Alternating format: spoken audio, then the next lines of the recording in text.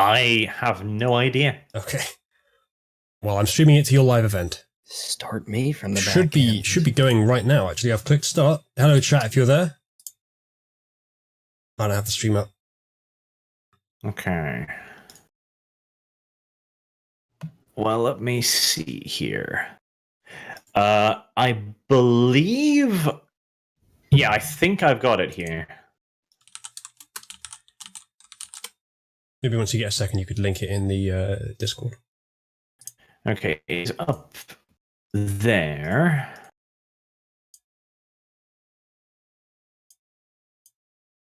Right, let's see.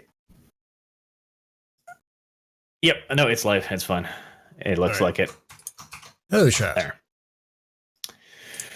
All right, we're gonna have an attempt at this now. Be forewarned, the tea is waiting for its spouse and little tea bags to come home. So we don't know how much time we have, but hopefully. True. Mr. T. Right. What are we doing then?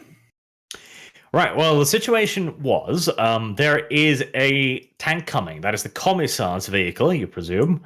It stopped about 800 odd meters away, presumably due to all of the fire of burning wrecks and tanks and stuff. Dev has been riddled with bullets and is currently lying unconscious on the ground.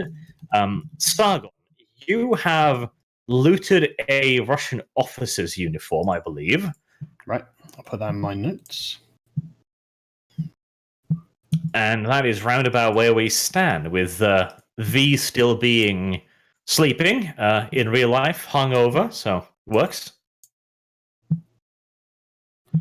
Don't worry, chat. There's no need to kick V. He's not even here.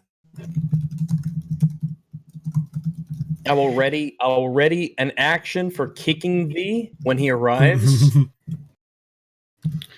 Okay. Double crit. Right. Okay. Sorry. So, are the Russians coming? They're on their way. The tank appears to have stopped now. Right. Am I wearing the uniform? Yes, I'll assume so. Good. Okay, so I'm going to walk over there and say in Russian, "Greeting, comrades. We defeated some Nazis." I think distance-wise, the 800 they're meter. Yeah. They're 800 meters away. Right. Okay. Okay. Do we have a Russian flag or a Soviet flag? Do we have paint? Not that I know of. Paint. I don't know if we could even see it. Right now, it stopped, presumably because of all of the flaming tank carcasses scattered around. Okay, well, what do you guys think we should do? Are the rest of us in Russian uniforms? I forget. No, I think only Sargon looted one. Then the rest of us should probably have time to. The rest of us should obscure ourselves. Okay, then I'm gonna walk. I'm gonna walk down towards the tank, hands in the air, like waving. It is still a kilometer away. Well, yeah, okay, but that gives you guys time to start looting the bodies and getting your own uniforms on, doesn't it? All right. Yeah, that's a good idea. Anyway. You've also got to hide me, like tall grass. Bring me over. You gotta drag me. What we can do is we can use you as a basically as a prop. The Nazis are using young girls to attack us. Well, why don't we can dress? Well, let's see. What if we dressed you up in a? Well, I don't think they'd buy it that you'd be in the army. I'll barely buy you're in ours. Well, I'm just a corpse at this point, right? So Yeah, what you do is you put me in adult's clothing and stuff the sleeves, so I look like an adult lying down. What? This is a terrible idea. All right, I'll drag you. I'll take it. I'll drag you back here behind the. Let me see if I can get my thing. Chat saying that we all had Russian uniforms except Dev. I think you have them, yes, but I don't know if you were putting them on. I think now is the time. Nearby, anyway. So I think now is the time. So I think I'll don one. Get behind some of the flaming tanks so no one can possibly see you, and then change. Yes, I shall do that. So before I change, I'll just take the clothes off of one of the Russian guys who's on the ground, and then I'll move to try and get Dev here behind this boulder. Just move him over where I am here. Yes. And is there any way that we can Thank you. bring him into some level of consciousness, or is that going to be this long, time-consuming? It's going to take a while. Okay. Yeah, I'm out for a week unless something intervenes. So, All right. What's our mind situation in our Solothurn situation? I think I Simon think still I'm, has the soul then. I think I'm fresh out of anti-tank stuff. I used it for the I've other got two. some stuff. Hold on. Let me check out my inventory. You can take it off me. Oh Yeah, yeah, I think that's I could- right. I think I think I could could still take out a tank as well. I've got an anti-tank See. mine still. I've got one anti-tank mine. I've got a flare gun. I've got my pistol. I have one grenade bundle left, and that's about it. That's useful in this situation. Because I had an AT mine. Did I give it to anyone? I don't know. I still have one. I think you placed Alright. it under a tank and it didn't run over it. It may have gone around it. I think it was just north of where I am. You could possibly go pick it up. All right. Can I do that without it blowing up? Essentially, Good question. is that going to require any kind of special test, or since it's weighted for Did you? tanks, do I have to worry too much about? Did you place the mine? I can't remember. Because I don't think I did. No, I don't. Yeah, I don't think so either. It's been so long. Didn't I have some anti-tank gun? You have a Solothurn, yes. Solothurn, Yeah, the yes, Solothurn. the anti-tank rifle. You've got that on the boulder there. Right. So okay, I'm gonna add that to my. What's it called? Solothurn. I have it marked on mine that I have given it to you. Yeah. What happened last time, Rags, is that you wanted to plant a mine, but you were transformed into your wolf form. And that- Arch that wouldn't was let you the carry rule, it yeah. around. But yeah, the Solothurn S18, and it's 5 rounds left in the current magazine. And since you were changing, I'm assuming that's still where you were using it, firing it from the rocks there. How many rounds does a magazine hold? 10. 10, right. Are there any other magazines around for it? Well, let me yes. double check to see how much I had. Can I get some more magazines, please? How many can I find? Well, I think where the system we're using is we have the ammo that we always need. It just takes up ammunition space on our inventory.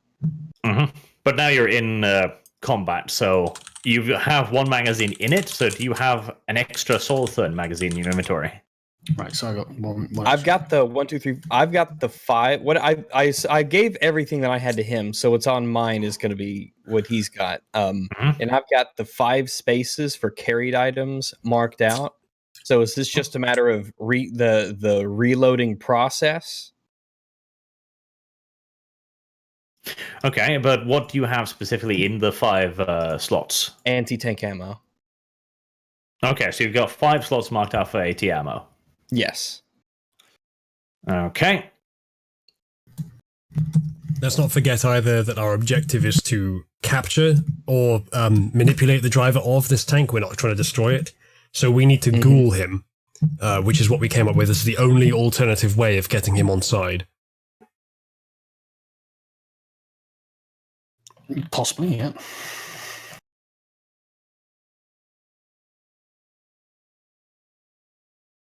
Well, let me see. Well, with all of us changed, and they're 800 meters out, they're probably trying to decide what to do. Potentially, can we identify the tank out in the distance to see if they would have one that's equipped with a radio? Yeah, it's undoubtedly going to be. It's the commander's tank, isn't it? Yes, probably. All right. I doubt they won't investigate. So Sargon maybe needs to be up front because he can speak Russian. Duh. I can't. too. Right, so I just looked up the ammo rules again. So you got 10 slots, and Rags has filled up 5 of those with AT rifles. That's 1 Solothurn mag. So you've got 1 more mag of Solothurn. So that's another 10 rounds. All right. So the system where because I've got the spots blocked off for like for SMG mags, I've got the 3 slots for that we're using to have me carry the necessary SMG ammo. Like, you don't run out of ammo, you still have to reload and things, but you cordon off, or you basically reserve slots in your ammo inventory for that ammunition. You will run out in mission, but you can replenish at base whenever. So you have 10 slots that you fill up with the ammo you want, basically. So how do I know how many magazines I have? 1 magazine takes up 3 slots. For SMG? Yes. Jesus. Wow. That's a lot. So that means you can, if you do nothing but SMG ammo, you could carry 4 magazines of SMG plus 1 in the rifle. So 3 in inventory, 1 in the rifle. All right. Well, can I? Because I haven't used any yet. So, boop-doo. What is what's that? What's Uzalu doing? Good question. At the moment, I'm just sort of out front changing, but I'm in Russian uniform, or just about to be, and I can speak Russian, so I could do some diplomacy if diplomacy is needed. Uh-huh. I have good insight, good performance, good composure. It might not be a terrible idea because I can't speak. So if they ask me anything, I won't be able to respond. So I either have myself pretending to work on someone, revive them, give them medical care in some way, or myself pretend to be dazed or addled from the fight, or pretend to be wounded so I can't, speak, essentially. Or lay an ambush, something. Because whatever you think is best is probably going to be what my role is here. I think the only thing, the goal of what we're thinking about at the moment should be, how do we convert a situation where a commissar has just arrived in a massive tank to find a bunch of burning Russian tanks into the commissar drinks liquid from someone who is in amongst the burning tanks? Well, we can force him to drink as long as we incapacitate him. Yeah, he has to be separated from the others, because even if they shoot at us and don't kill us, they'll shoot him. Well, once we get them out of the tank, then I think we'll be good. So hold on, if a human drinks vampire blood, does that mean that they are completely controlled by the vampire, or just following the vampire? It depends on the amount. At the first sip, he's just very predisposed to you. So he'll like you, but that doesn't mean he'll do anything. Yeah. Well, if we can force enough down in one go, what I'm thinking is that we stop them from shooting by saying, don't shoot or you hit like implying that they'll hit the commissar. Like, we force him to drink it out in front of them. And then when we finished forcing him to drink it and he's under our control, or my control, I can essentially have him act like he's escaped and then prevent them from shooting me, who's just forced him to drink a liquid, and then they'll assume that he's still in command. Whether I get taken prisoner at that point or not, we can figure out how to get me out afterwards, but that would leave him in command of them and wouldn't require us to separate him from the group to feed him the drink, but would allow us to command him to put the tanks into the swamp later. I mean, I don't think we need to have his crew even... Well, there's more than one tank. How many tanks are there? It only shows one. Yeah, we don't know. That the others are likely to be out of our range of vision. But they didn't. You only know that tank is even there because it's the noise. Yeah, they didn't just want us to drive one tank into the swamp. They wanted us to drive an entire division or column or whatever it would be called.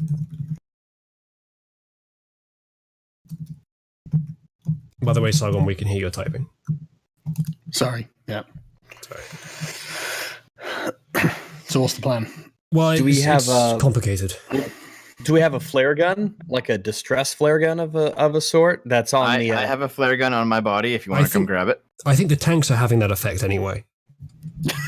Well, here's the. Well, yeah, but if we send out a flare gun for distress, especially a Russian one, then it will probably. I imagine it would essentially act as bait to get the tank to move in closer, because then it would be like, oh, that's our Russian guys over there. They might need help.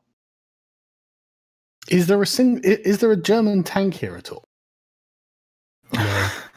No. Nope. Right. I'm Okay. curious if at this distance they can even tell, especially with them being mangled and on fire. I just find it interesting that there isn't a single German tank and a bunch of burning Russian tanks. What excuse are we going to give? Yeah. We don't, There's have to a- give it, we don't have to give an excuse. We can just say that we're just as confused, that we were fired upon and we returned fire. Arch, I take it all of Nazi the. child operating this tank shot a bunch of our tanks. The Well, tank she's out of has begun sight. moving again, slowly, round about walking speed. There's artwork who's over there. I know, it's already on the screen. It's funny. It's pretty good. You estimate you have about 10 minutes before the tank will be within 100 meters. Everyone panic. What do we do? Run away! I don't know how the fuck we can explain this. I don't think we necessarily have to. Okay. If we act as if we're super confused, we don't know exactly what happened because this just went down. Tell them we were fired upon and then point to one of the tanks specifically. Like the one in the back, right? The one we this came in, right?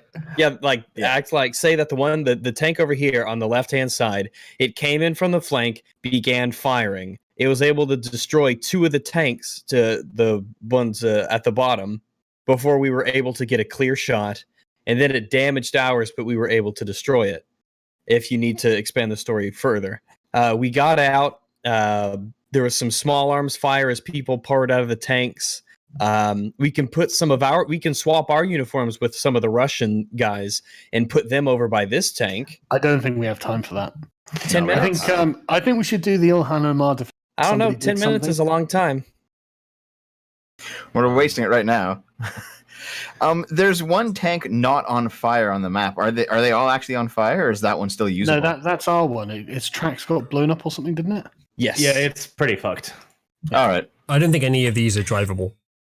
Well, I'm hidden behind the rocks, and Rags, you can just shapeshift and kind of like head on the perimeter, and you two can probably just talk your way out of it. I have faith in you. As I mentioned earlier, if we have enough blood, then I can. We don't need to separate the commissar from the rest. If I can get I enough. know what I'm going to do. I know what we can do. We can just say that we were attacked by some Nazi SS squad that leapt out of the bushes. Is it dark? It's dark. Yeah, we can say that they ambushed us because it's night. They ambushed us using one of our own tanks, killed a bunch of people, blew up a bunch of our own tanks, and then disappeared back into the darkness. We need a ride back. Can we hop onto your tank with you, or something? That might work, but they might just tell us to. Well, then go after them. Well, I think we in can our say- state they wouldn't how about- expect how about- us to. Attack, comrade. How about we just say we need further orders? So Yeah, our Hmm. tank's damaged. We need to patch up. Okay. Yeah, we're in no state to fight right now. I think Archer's Alright, giving us a natural countdown here. Yeah. I'm going to dump the anti-tank rifle on Dev's body, or like next to Dev's body, so it's hidden, and then jump down, and Oh then yeah, just drop the 20-kilo rifle on top of the child. I'm sure she'll be fine. next to his body. It'll be okay. I'm a vampire. You hear the light crunching of bones. Next to the body. It'll heal. Um, I love how optimistic you are, Dev. Yeah, he's like, oh, that's Yeah. fine. I'll probably And not die. And then I'll just start walking over, like waving a hand in the air. I guess we I could both will. do. We'll just make up a fucking bold-faced lie. All right, let's Do you both want do me it. Then. to shapeshift and skirt around the outside? Possibly, yes. Is a good idea. Yes. Possibly, yes. All right. Then I'll do that then. What the hell is going to happen if they're like, okay, get in the tank then, and we're like, wait, we need to go and fetch a dog and a child first? Oh no, I'll get in the tank and kill them. Okay, fair enough. I mean, we don't want to kill all of them. We want to leave the commissar alive so that he can command everyone else. But yeah, we can just I'll strike him at that point. Yeah. Then this is what I was suggesting earlier. Like, we don't need to separate him from the others. If I can get my hands on him, use my vampire strength to force enough blood down him, I can control him to look like he's still in control, and then I extricate myself from the situation. I'll say, Commissar, come and have a look at the strange, the very strange SS soldier that we captured. You are not going to believe this, and we'll get him to come around the rock to look at Dev. He very likely won't come alone. You could say that this might be a matter of high privacy, like a top secret thing. So maybe only you should see it. Yeah, we can literally say, no, sir, this is so unusual. I think that only you will want to see this. Yeah, that's actually a good idea. That is a good idea. Yeah, let's do that. Okay, let's do this. And Rags, be ready to pounce out of the bushes to maul one. Yeah. We will bullshit our way to glory. Yep. Yeah, remember, Rags, so, this is plains. You might need a better hidey hole. Jürgen Panzerson might want to I am coming with you. Yes, I'm alongside Simon. Because of the distance, can I hide in this crater? Might be able to get there in time, but it's not a great position since we're luring them next to Rag. That's next to Dev. Yeah, you might want to go to this one up here. All right.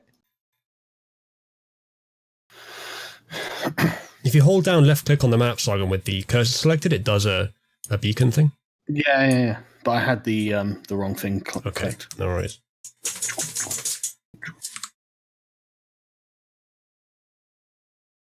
Ooh. Okay. So how are we explaining all the Russian tanks burned to crisp? We were attacked by the SS. Oh, we're still going with that part. Okay, that's fine. Oh, definitely. All right. Yep. The Germans. The Germans are clever. Also, we are French. Yeah. Excuse our terrible French accents. We're trying to be Russian. We are so lost.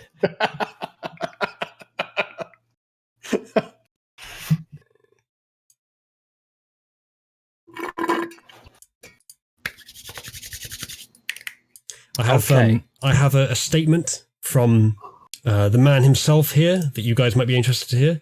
Let's see if this is going to play through the right thing. Agreeing with... Yeah, here we go. Okay, did you hear that? Yeah. Ready? Yeah. I find myself agreeing with Jurgen Panzerson more than myself these days. I find myself... Now, forget the fact that you said that. Jurgen. I think that's just the Canadian part of him. Y next time. Yeah. Is it back online, that thing? I got this just before it went offline. I didn't get time to correct it to Jurgen. Fucking planned ahead. I was gonna make one too, but when I first tried it, it took so long. It's like, oh, I'll do it later, and then it's down. And I'm like, fuck. You know, Sargon. It won't be long before there's a deepfake Sargon generator. Yeah, undoubtedly. Like, a lot of us are going to, as I said earlier, the initial chaos followed by the normalization that's going to destroy video evidence. The initial chaos portion, you'll likely be in that. Probably. I mean, like it's a lot less fun for me because I don't need deepfake myself. So it's just going to be like, eh. I mean, yeah, that is the advantage of literally being the person. Yeah. Anyway. Oh, shit. Oh. Archie there? Right. Well, you start walking towards the tanks. Once you're a distance away, you hear a Russian voice coming out of the darkness. Stoi! What's that mean? I guess it means stop. And in front of you, you can see a small group of men wearing Red Army uniforms. How many? 4. Where are we? Probably zoomed quite a bit out. You asked me to redraw the map, and I did. Oh, no, we're all the way on the right here, Sargon, if you scroll over. Oh, right. Right, this is the moment. What's your performance stat? Well, I won't a try long and way away. performance, probably. I'll probably just try and lie. I'm not sure what that would be, Persuasion? I guess. It's not great, I'm going to be honest, but What's your performance and persuasion? Because it's going to be one of the two. What my are they? performance is shit, so it's going to be persuasion. That's why I recommended it. Are you persuasion 3? No. Are you? No, I'm performance 3, persuasion 2. So if it ends up being performance, I'll do the performance. Otherwise, you do the persuasion. Oh, well, you can do it. You can do it. You'll be a lot better than me. Well, it depends if Arch says it's a performance or a persuasion. So we'll see what he Well, says. it's also your charisma stat. What do you guys have? 2. 1 second. 3. Yeah, you do I'm a it. dog, so It's probably you, usually, yeah. Well, we'll see what Arch says. We're stopping. Okay. Arch, we're doing as they say. Yeah. Right. The small group of Soviet soldiers come towards you, weapons raised. The lead man shouts out, "Ustanzia tam, tovarish." Yep, we are. Fuck's sake. We'll Okay. just They can both agree. speak Russian. Just save time and Yeah. Yeah, if no one else is Right. here, it kind of makes sense to just say the English translation. Fair enough, but it's so immersive. You like I it, know. don't you? You could do both. We can start speaking German, too. That's not a good idea, Dev. Yeah, do you want to just tell them that we were attacked by the Germans? Sure. Yes, in my best Russian accent. Hello, we were attacked by the Germans. Well, do you speak Russian? Yes, I do. Oh, thank God. That's why I'm here and not hiding behind a rock. Just checking. Yep. So Arch. And while this conversation is happening, I do want to start moving a little closer. I didn't think the scale would be quite like this. I'm not quite within swooping distance. Quite is one word. Be low and quiet, though, because it is plains. Right. Would you like to do a sneak test to see if you start barking again? That was a fluke of mathematics that happened that one time. You know, at this point, you probably don't need to sneak anyway. You could probably just walk in the dark and Yeah, I mean, it's Mhm. so long and it's nighttime that I should just be able to walk over. There is a stand of trees a bit in front of you that you know of. You'd be pretty damn safe in there. But I mean, this is nighttime. There's only like 10 meters off to the side there. You know, you're not invisible in that. Well, they there's will roll more than 10 perception. meters. It depends on how far you are away, basically. But they will roll perception to see and find you. So it's no guarantees. Do they have a decent like minimum distance that I can get being a black wolf who is at night while they're distracted by these two? All of that will play a part, of course, and these are just Red Army grunts, and they are distracted, as you say, but sometimes the dice god says no. Okay. Well, I guess I'll start. I will initiate that then. Oh, Okay. Let me click my thing. I got my sheet that's got the statty numbers on it. Load on up. Vampire notes. Okay, so that'll be 6 physical on each. Character sheet core. Let's see. This will be. So sneaking is, I'm assume, dexterity and Yeah. stealth. Dexterity and stealth will work just fine. Worth noting, Sargon, that if they decide to just shoot us, we are fairly fucked. aren't we Play like, dead. I mean, that's our best Well- chance at that point, yeah, but we just gotta hope they don't double tap. My health's already low because of the damage like 10 sessions ago. right? Okay. So let me change my dice to the appropriate numbers. Mm-hmm. Any modifier? Yeah, +1. It's dark. I like the narrative that chat's pointed out that oh shit, nice. That V is back at the camp being slaughtered by the Camarilla That'd be fine. for his masquerade that's- violations.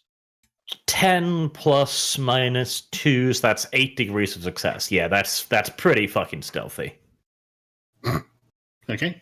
That's good. It's pretty fucking stealthy. What's your dexterity whilst in doggo It form? is 6. All physicals are 6, and stealth is 5. Okay, in that case, you've got a move of about 12, so you're pretty fast. Yeah, boy.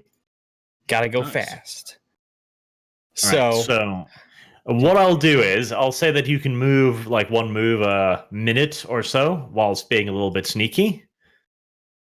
So it'll take 12. you All right, what, so 12, 34, 50. where's the no snap? Is that it? Yeah, there it is. Oh, there's one without snapping. Lovely. So about 12 is what my move is. Yes, 12. All right. Then I will move right on over here, grab my stealth. All right.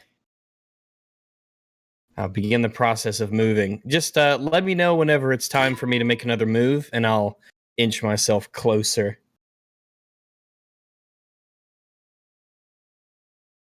So it'll take about 5 to 6 minutes. So All right. Right, I need a stopwatch. Stopwatch.com. Use There you Google. go. That's a real thing. Yeah. The Soviet soldier walks up to you and goes, okay, fine, I'll do it in English then. I feel bad now.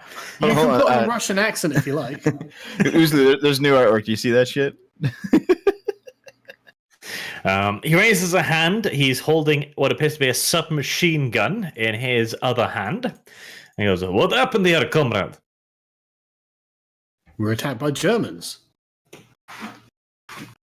He seems slightly befuddled by this. The Nazis. Where? Where did they come from? Germany. They came out. they came out of the darkness. They came out of the darkness. Okay. He seems. I mean, he's not questioning, but he wants something a bit more specific. So, yes, yes, comrade. I know it's dark outside. Which direction? That's 1 minute. Well, I'll just point to the northwest. The direction we came from. And I'll just tell them the truth. The Nazis came in, but there was something very. true. Yes, exactly. I don't need to lie. Yeah, that's not even a lie. Yeah. So that's the thing. I'm going to get around my poor stats in this regard by just telling him the truth. What a clever lad. The Nazis came from the north, out of the darkness, riding one of our tanks. And we managed to subdue one before the rest got away after destroying our tanks. But you should see the one that we subdued. Okay. He spits on the ground like, damn Nazis. No honor amongst them. Dark. Lad. Wait here a moment. I will go talk to the commander. Bunch of lies by omission, I tell you. 2 minutes. Okay. Yep. He starts walking back to the tank. The other three are relaxing their posture somewhat, and the tank also begins rumbling forward. I'm going to ask any of them if they've got a cigarette. Oh. The first action of the Brit is, of course, to try and appropriate the working classes stuff. Well, no, it's to put them all at ease. Plus, I've had a really rough 15 minutes. All right, I need a fucking cigarette. Okay. Yep, one does indeed have a cigarette. He comes over, gives you one, and even lights it up. It's this kind of terrible Russian improvised cigarette, like it's wrapped up in fucking wood bark or something. Yeah. I'll thank him and smoke it. 3 minutes. Right, you're relatively sure that there's no tobacco inside, but you're pretty sure you can taste maybe tea or pine leaves. Who knows? Tea. It gives me strength. I'll just deal with it. He drinks it. He smokes it. Ugh. Right. Wait, you can. I thought just vampires about couldn't hear breathe. Snippets. Oh shit! Doesn't. Well, he can't. He can create lower pressure in his lungs to suck in air from the atmosphere. Yeah, that I doesn't mean he think gets so. anything from it, but he can still do that. Even Dev if I moves can't in do for that the with my- backstab. Even if I can't do that with my lungs, I can do it with my mouth. Sorry, If he can it's just that speak- I remember this being a plot point in the game, in the video game, that vampires Thanks, couldn't. Dev. I'm sorry. No, if he can talk and he needs air in his lungs in order to talk. Yeah. That's true. Okay. Yeah. I will mimic smoking. Okay. I can remember whose side Right. you're on. That sounds like a V. performance role. Yes. Good point, Usually. Roll performance, Simon.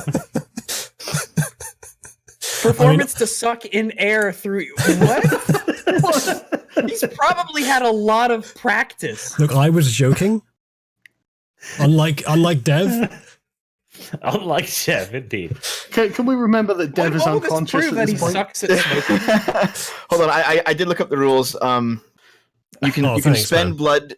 You can spend blood to imitate biological functions, and the cost is lower if you have higher humanity. What, sucking air into my mouth? That's not exactly. I don't That- think that- that's that been counts. human before. He's aware of the whole. He's aware of the process. He's become very adept at it. This Chat, whole prepare for breathing the rest of thing. the stream to be Yeah. a debate over this. Can we enforce the rule that if you're unconscious, you don't get to talk?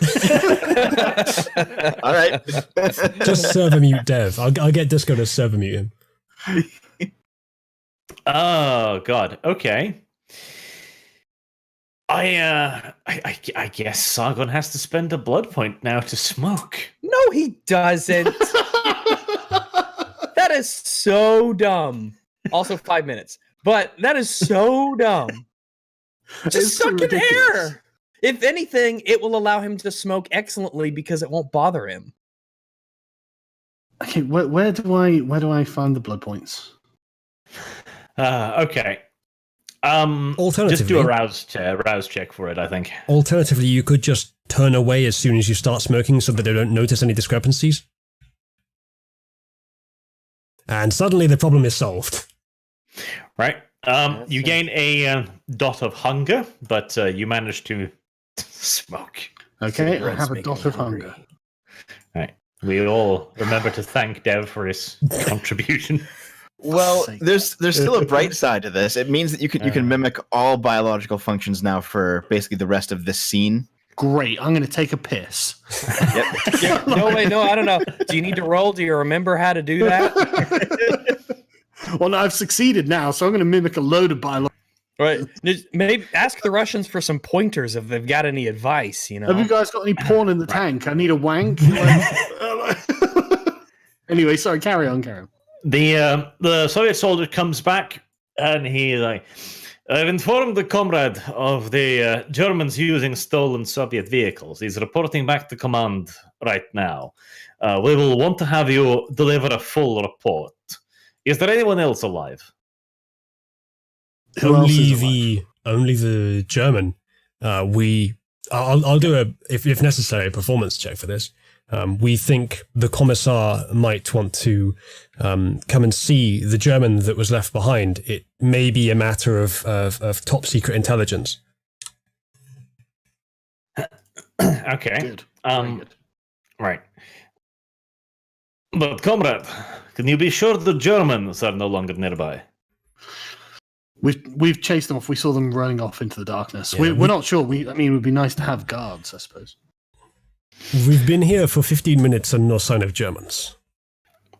All the more Right. reason that time is of the essence. Now that Rags is nice and close, let's see if any of these eagle-eyed little bastards will suddenly spot the wolf. Oh god, the chat room is saying that you have to do a what is it called? A rot truck roll? Wait. Is the chat on our side? No, they're not. Chat, It's shut bec- up. It's because the cigarette has fire on it and it's really What? close to Sargon's face. Oh, And vampires are deathly afraid of fire as a natural we were just reaction. next to 3 tanks that were on fire. I highly to doubt roll that a lightly glowing cigarette tip is gonna freak us out. We've seen some shit, okay? Yeah. It says that lighting a cigarette has a difficulty of 3 as compared to sunlight, which is a difficulty of 7 or 8. Oh, shitting Yeah. hell. Okay. Roll Apparently, willpower, fire I really guess. fucks with us, guys. Apparently, fire is Wow. like our Did I mortal not enemy. know that I was afraid of cigarettes before I asked for one? You know, Details. we use firearms voluntarily, right? They use a lot of fire. It's kind of in the Details. name. We use grenades. Details. We use tanks. No, what details are important. What am I meant to be rolling here? Willpower. There's a little willpower under the green bar. It says 5, but you have willpower 6. Yeah. Just so that we can do it all at once, Dev, is there anything else that you want to throw at us? Are we afraid of the dark? Are we afraid of the Do I get to add moon? my Are we afraid of resolve to it or anything star, like that? trees, The- rocks? Do we have What was a that pollen sound? allergy or Do I get to add resolve to it or anything like that? Oh yeah, pollen. asthma, maybe? Oh, the willpower. So it's just a willpower. It's its own little. It's on its tab. own, is it? Right. Yes. Yeah, I see. It's under the green bars. Yeah, Yeah, I don't it's get like- any it's like a- modifiers or anything. Yeah, willpower 6. Do I get any modifiers? No, it's just 6. So if you fail, you're just going to like drop the cigarette like a Oh. girl. Yes, he does indeed drop the cigarette like a girl. What? That's 2 successes. And you needed 3. What did the cigarette roll? Right. Okay, I'll just Well, cough I mean, and say. I'll just cough and say it's been a long night. Yeah. They understand. They're a little confused by your act one. But, you know. Fucking out cigarette. It's fucking over the I can take out tanks, but I'm defeated by a cigarette. Okay. Does the cigarette not get a Right. penalty because it is dying? It is on fire, burning. So does that not like? Does the cigarette not have like a -1 modifier for like fear or something? I bet the cigarette's afraid of the dark. Right. Yeah, very Speaking good of being point. afraid of the dark. Right. So one of the soldiers rolled 2 10s on spotting the dog. And then So he far rolled away. another 2 10s and shooting the dog. Jesus. Fucking What? hell. I want to see these rolls. With seven fucking degrees of success as well. 8. No, I'm calling it now. He's aimbotting. All right. Okay. What is his firearm? Just suddenly out of nowhere, this soldier raises his gun, shoots, and then we hear a wolf yelp in the distance. When he raises his gun, can I ask him to stop? Yeah, sure. I guess. Yeah, you'll give Yeah. our position away. Exactly. There may be Germans out there, comrade. Don't worry about a wolf. It's not going to bother us. I mean, I'm wearing an officer's uniform, for fuck's sake. You don't know he's found a wolf yet. You could just say the first part. I guess his first reaction would be to ask you how the fuck you know it's a wolf. Okay. Well, don't shoot, comrade. That you might alert the Germans to our position. Okay, he looks at you, but he's like, "But comrade, there's a wild dog out there. Just look dismissively. So, I hate dogs." But Kill I him. hate, I hate don't being want killed by to know where we Germans. are. Yeah. Okay, the dude with the PPSH turns around and puts his hand on the Mosin Nagant of the dude and lowers it and is like, "Zergey, control yourself." Yeah, good. I like There you this go. guy. That went well. Speaking of things Sergey, going you're unexpectedly absolutely well, quick and painless. Sargon, since you didn't smoke, do you remove a dot of hunger? Yeah.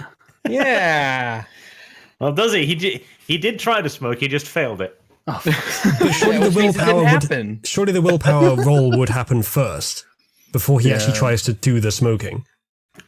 See, now your rules lowering in a way I don't like. So Oh, what a way that's but the chat beneficial did to this us. us. Actually, to be fair, yeah, it would because you have to light the cigarette before you try to smoke it. So yeah. okay, yeah, fair enough. You can have your hunger back. Oh, thank God. I can't smoke a cigarette, but at least I can get hungry trying. Ha, get screwed, Dev. We're not failing completely. Yeah, The Dev. party that you're part of isn't going down in flames. Quite yet. I've got to fill V's role, guys. Right. you The dude with the PPSH turns around again and says, "Okay, we'll me and Sergey will accompany you for the Russian prisoner. My other 2 comrades will stay with tank in case the Germans come back." Do you mean German prisoner? Yes, the German prisoner. So they're Okay. not bringing their commissar, or is that the commissar? No, the commissar and the tank will stay with the other 2 guys in case the Germans are back. Okay, we'll just lead him back to the burning tanks and Dev. Okay. I thought you wanted the commissar to come. Yeah. We do, but like we'll show them it and then persuade the commissar probably should see this for himself. All right. Right. Rags.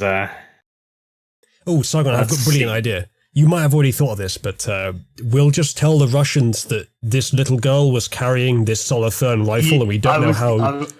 You see what's so strong? Yeah. Yeah, exactly. Roll awareness and probably what? Dexterity. No, composure. Dexterity. Probably awareness and composure, I guess. Okay. Let's see. Let's go to the core. Composure. That'll be a 1. Awareness will be a 3. So where is it? Let's do.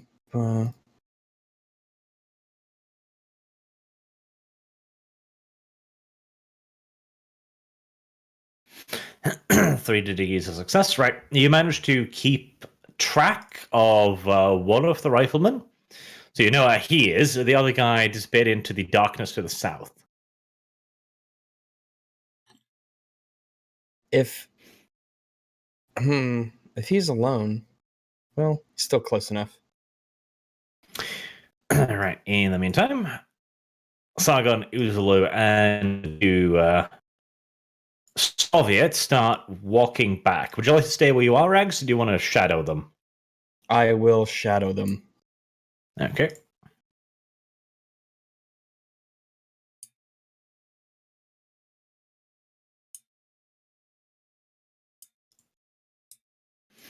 All right.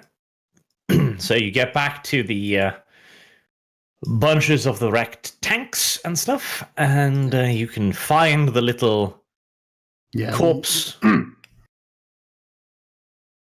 Yeah, take them around the back of the boulder and show them the Nazi child and the anti-tank gun. Yep.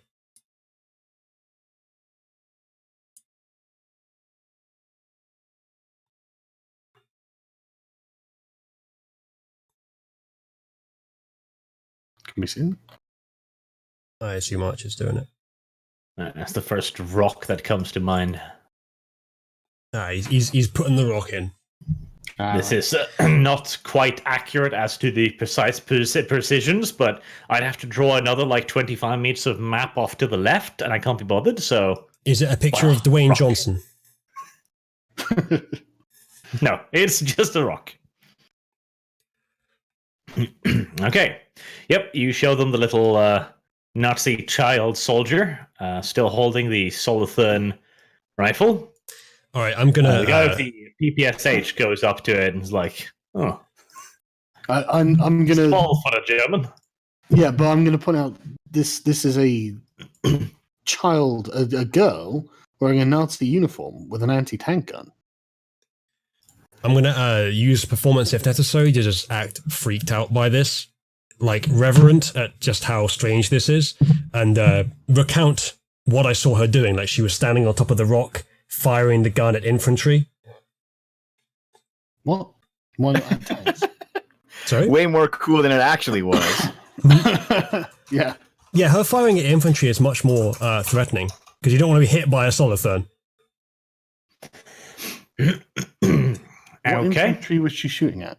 Well, I don't know. I guess there weren't actually any outside the tanks, so it doesn't work. So I'll just say firing at the tanks. Yeah. All right. Just to try to clue them into how freaky this is. Ooh. Roll the performance. Performance charisma? Yes.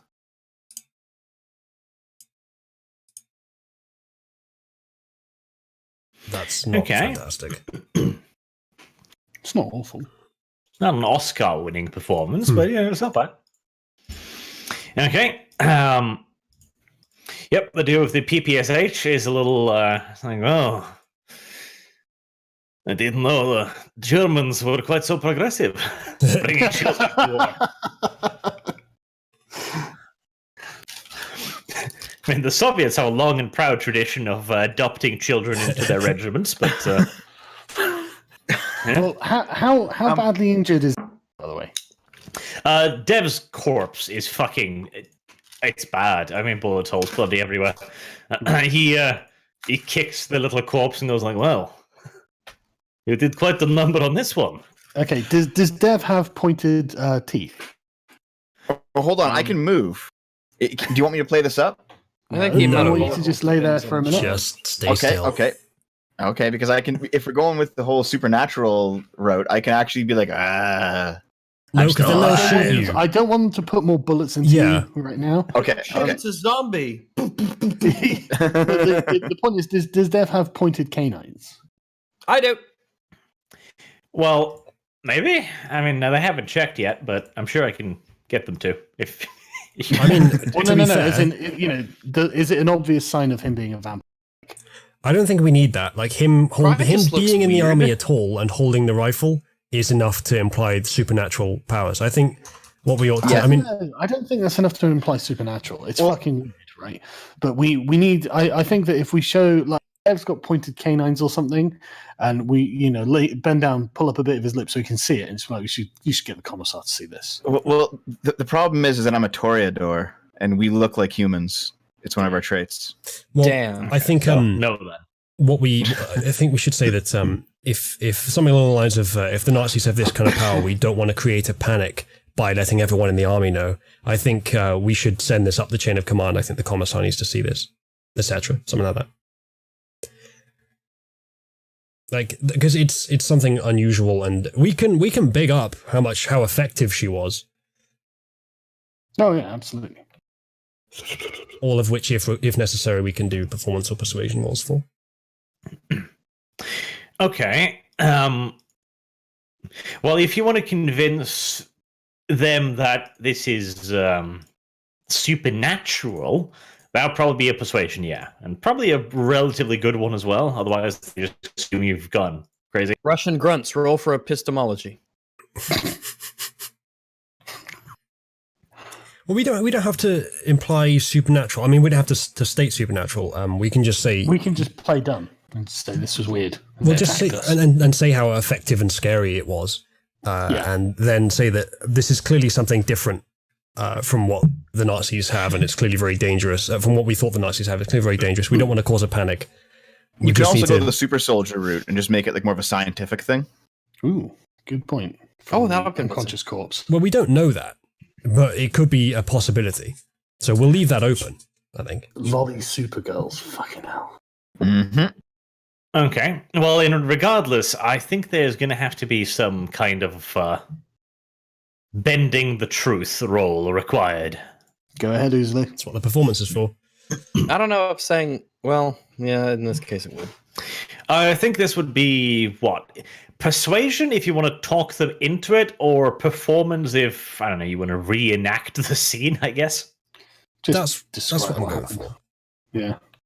Yeah, so just to sort of give them the impression that she was clearly unlike anything I've ever seen before, essentially, and that she was very dangerous on the battlefield. It took many of us to subdue her. And she's clearly something very different than anything we've seen before. The fact that she can carry this rifle alone is enough to say that.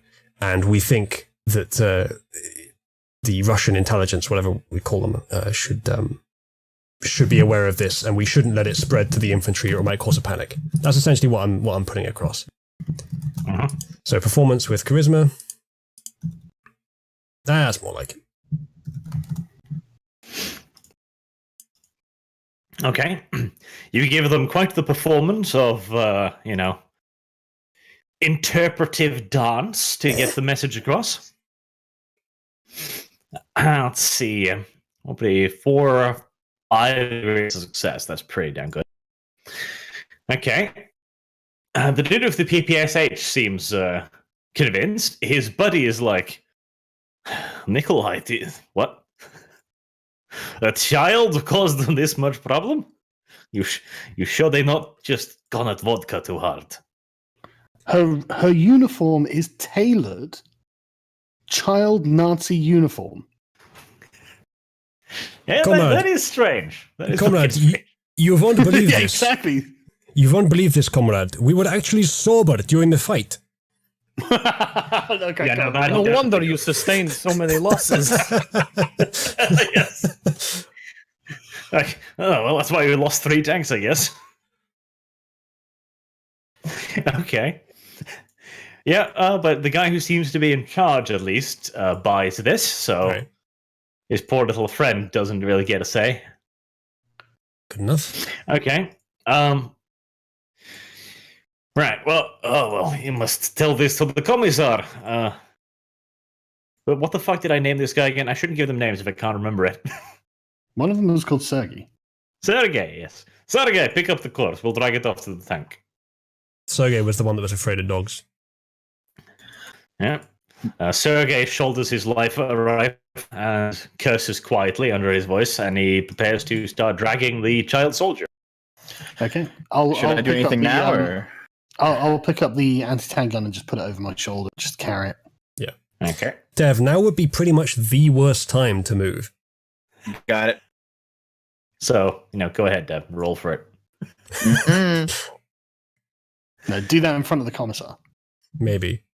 We'll see how it goes. So I'm gonna, if the plan was to, like, the entire point of this was to get the commissar alone with us, if we're now bringing the child back to his camp, what we've done is put Dev in danger. Yeah, but he Dev's deserved it, though. Dev's a corpse. Nobody's going to do anything to a corpse. Unless it moves. Then don't. Then move Dev. I won't move. I think that's advisable. Okay.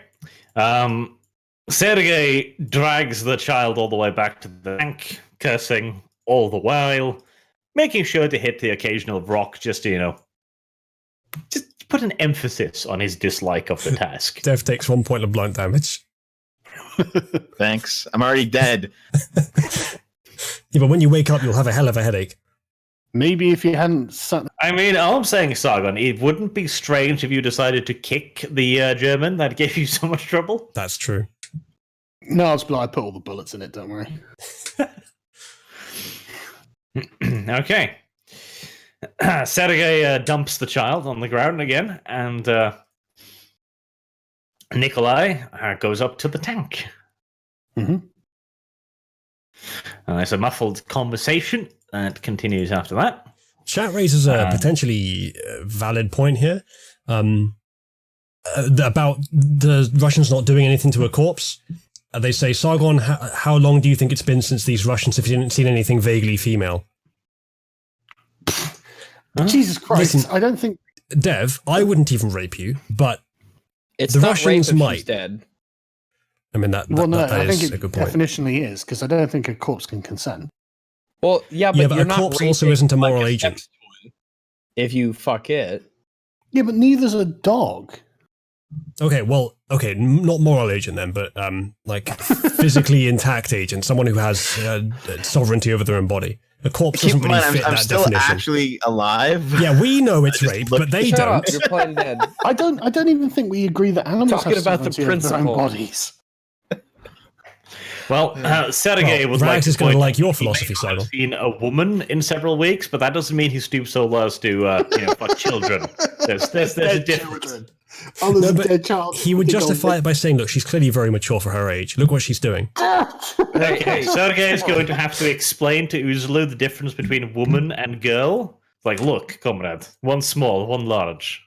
All right, plot twist. They would if they Look, were I'm sober. not the Russian here. I almost want to spend willpower just to say thank you. Jesus. Yeah, go on, roll, do it. No, don't. I'd like to Nope. see their reaction. Okay. All right. The commissar climbs out of the command hatch of the tank, which is rumbling nicely off in the distance, and walks on over with Nikolai. So, the commissar comes over to you, like, so, I heard a literal child took out your tanks. Would you care to explain? It was the rifle more than the child. Yeah. I wish we could explain, comrade. There's to a commissar too. It's like, yeah, child killed all of our tanks, right? Well, all I'm saying, I'll show him the gun that he had, and he was riding a Russian tank. Was riding a Russian tank, and It's Yeah, ma'am, that- Sargon. yeah, sorry, and we don't have any explanation as to why the Germans are sending children, or why they're so effective. Okay. The commissar heaves a sigh and comrade, hypothetically speaking, could it be that a few guards were ambushed by German soldiers and lost all of their tanks in the process, showing near criminal negligence? And then they fetched the body of a small farmer's girl, shot it full of bullets, and made up this preposterous story. I would agree that is the most likely explanation if the child didn't have a tailored Nazi uniform. Also, Okay, that's a a good lot one. to do in 15 minutes. Yeah. All right. The commissar does not seem necessarily willing to purchase this story. He's How do you patting explain his it, comrade? pistol like, How do you explain the it, comrade? motherland gave you all these good, fine tanks, these weapons, and now they're all gone. And you Those are my expect favorite me to bullets. believe that a child did all of this? Not just a child, comrade. She had a team. And where are their corpses? They escaped, but we got the child. We shot them, but they ran off. Okay. Let's see. You may find... Well, actually, never mind. I was going to say you may find German blood, but we don't have DNA testing yet, do we? So, DNA testing. but you might find like German bullet casings, other equipment on the battlefield, which obviously I won't tell them we put there. Right. Uzulu. Yes, Lou. Let's see, what would this be? Probably.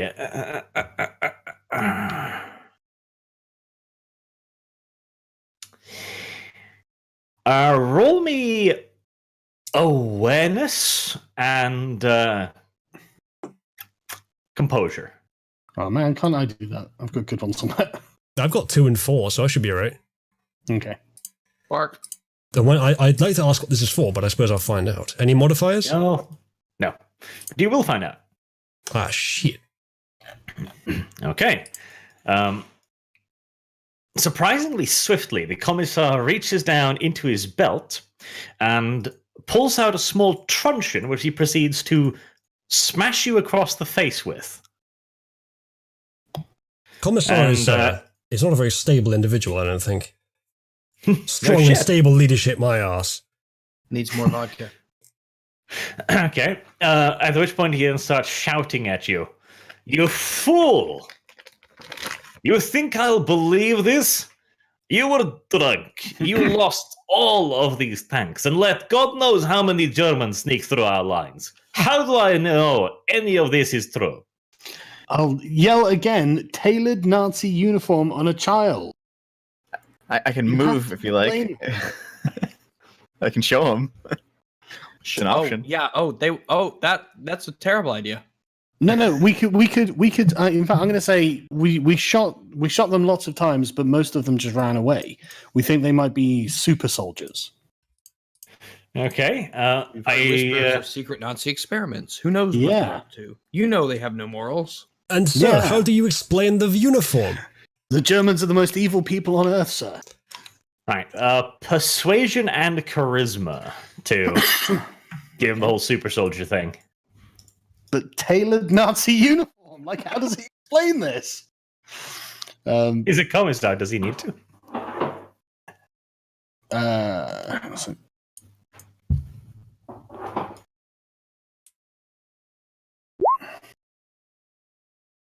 Okay.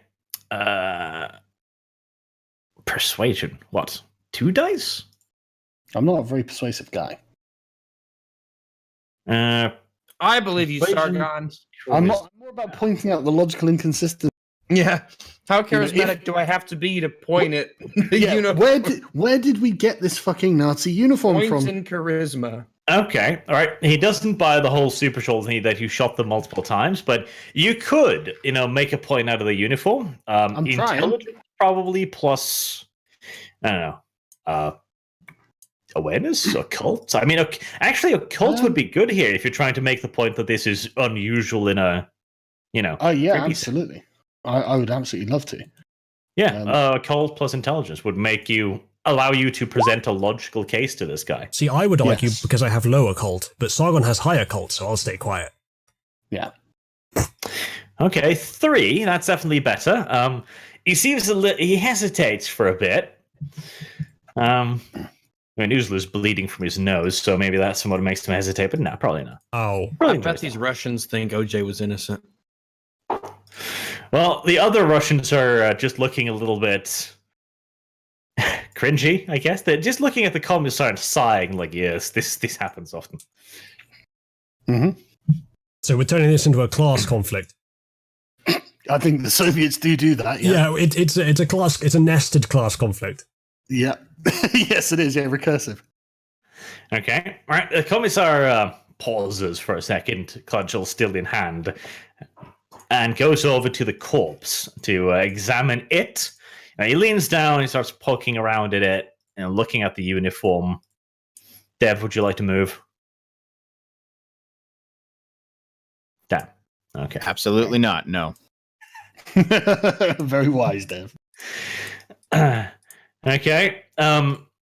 Still holding the cudgel, although holding it lowered now. Mm-hmm. He walks up to you again. The uniform is unusual, I admit. But that still does not explain the loss of so many tanks to a small raiding force led by a child. Show her the gun, comrade. Well, I can Him, show rather. like the anti-tank mine I've got, and say that they had anti-tank grenade clusters or whatever. And I'm carrying the anti-tank rifle. So Yeah. This Okay. rifle took out one of the tanks. You see this German equipment we're holding? This actually proves our point. Would you like to pull out your German weaponry as well? Like, look, I have a rifle. I lost Okay. mine. Look, I have a copy of Mein Kampf was in my pocket. And a small picture of Adolf Hitler. Don't know how that got there. Ignore the Iron Cross In a gold necklace. frame with love hearts drawn all over it. I don't know why it's there. It's a trophy. And you've got the scrunched up Nazi flag that we put on our tank in your back pocket, Sargon. Actually, I'm wearing it around my shoulders like a cloak. Don't say that too loud, Arch will take you seriously. Yeah, no, I'm joking, Arch. Okay, so he looks a little bit puzzling. He's like, Germans are sending tank hunting teams in the night. We had no previous intelligence of that. I suppose it is worthy of consideration. Sargon, if you got a persuasion roll high enough, do you think you could persuade him to, well, the only way to get around this problem is to drive our tanks into this swamp here? No, I cannot persuade him of this. What? They're not going to follow us into a swamp? Yeah, but Now might be I the literally perfect time for a counterattack since their initial assault failed. It failed. They took out 4 tanks. Yeah, well, Yeah, but there was 2 Russian soldiers they didn't take out. Have you considered that? 4 tanks at the expense of 1 child. I was mixing up our failure with this hypothetical force in our heads. We're still going to have to ghoul this guy You somehow. can't win against cigarettes. Okay. We'll have to report this. Is there anyone left alive to guard the crossroad? We need Well, to we get can this do it. guy apart from the others, don't we? Well, yeah, but like... Well, I mean, we're left alive to guard the crossroads, sir. I mean, we're just kicking the can down the road at this point. We still need to get him. Like, if he goes for that, he's just going to go back to his tank. We're going to go back there and then do the duty of Russian grunts left to stand there. This is our moment. We need to subdue the other 2, or 3, I suppose, and then ghoul this guy.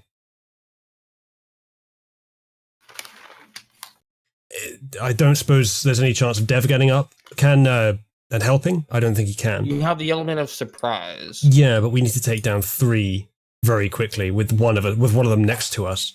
Rags, how close are you? Well, I can actually move and surprise them. If I'm behind all 3 of them, I can make them turn around. Well, Rags, just take the commissar and point a gun at him and take him hostage. I mean, yes, but we need to also subdue the other 3, or we need to do my original plan: get him so blooded up that we can still use him to manipulate the others. That'll buy you time. I can take out this guy. And if anything, I can draw their fire, or at least get their attention. If you take the commissar, if you grab him, point a gun at him, the other 2 will probably not quite know how to react. I leap on this guy, they're going to be going, oh shit, that dude's getting eaten by a wolf. That's kind of fucked up. Also, this is happening in front of us. They'll probably be dumbfounded for a moment and then open fire. The opening fire bit is the bit I'm not too happy about. Yeah, what? Hang on. If we're taking the commissar and threatening to kill him so the others drop their weapons, I think seeing their friend getting savaged by a wild dog is more likely to cause them to not drop their weapons. Yeah. So, as much as it'd be nice to take that one out, unless you can do it silently without them seeing, which I don't think you can because we're on planes, we're going to have to do it a different way. If we all went for 1 each, if Rags, you're able to kill that guy in 1 hit, if I'm able to hit this guy and kill him in 1 hit, I'll do the actual pointing so people can see. Oh wait, I'm streaming this, it doesn't matter anyway.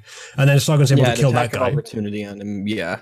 If we're able to kill 1 each, which is a good chance of us doing, then we have the commissar alone. Does anyone know of any other Russian soldiers in the area? Is there still one in the tank? Well, there's bound to be some in the tank, at least one. Yeah, see, that's the problem. Is the top of the tank is still open?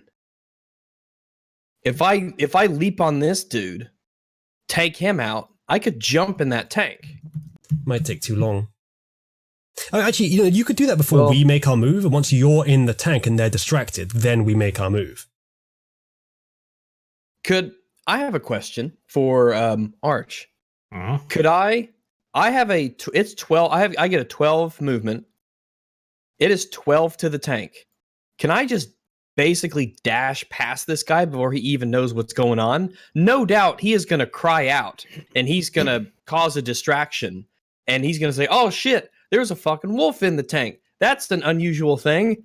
And then they're all going to turn and look at the tank or look at him and their backs will be to you guys. Boom. Perfect. And the guys in the tank, oh, they're 10 different kinds of fucked up. That is the best plan I've heard so far. That is an amazing plan. Yeah, it's pretty good. And I think that we should go with it because that's probably amazing.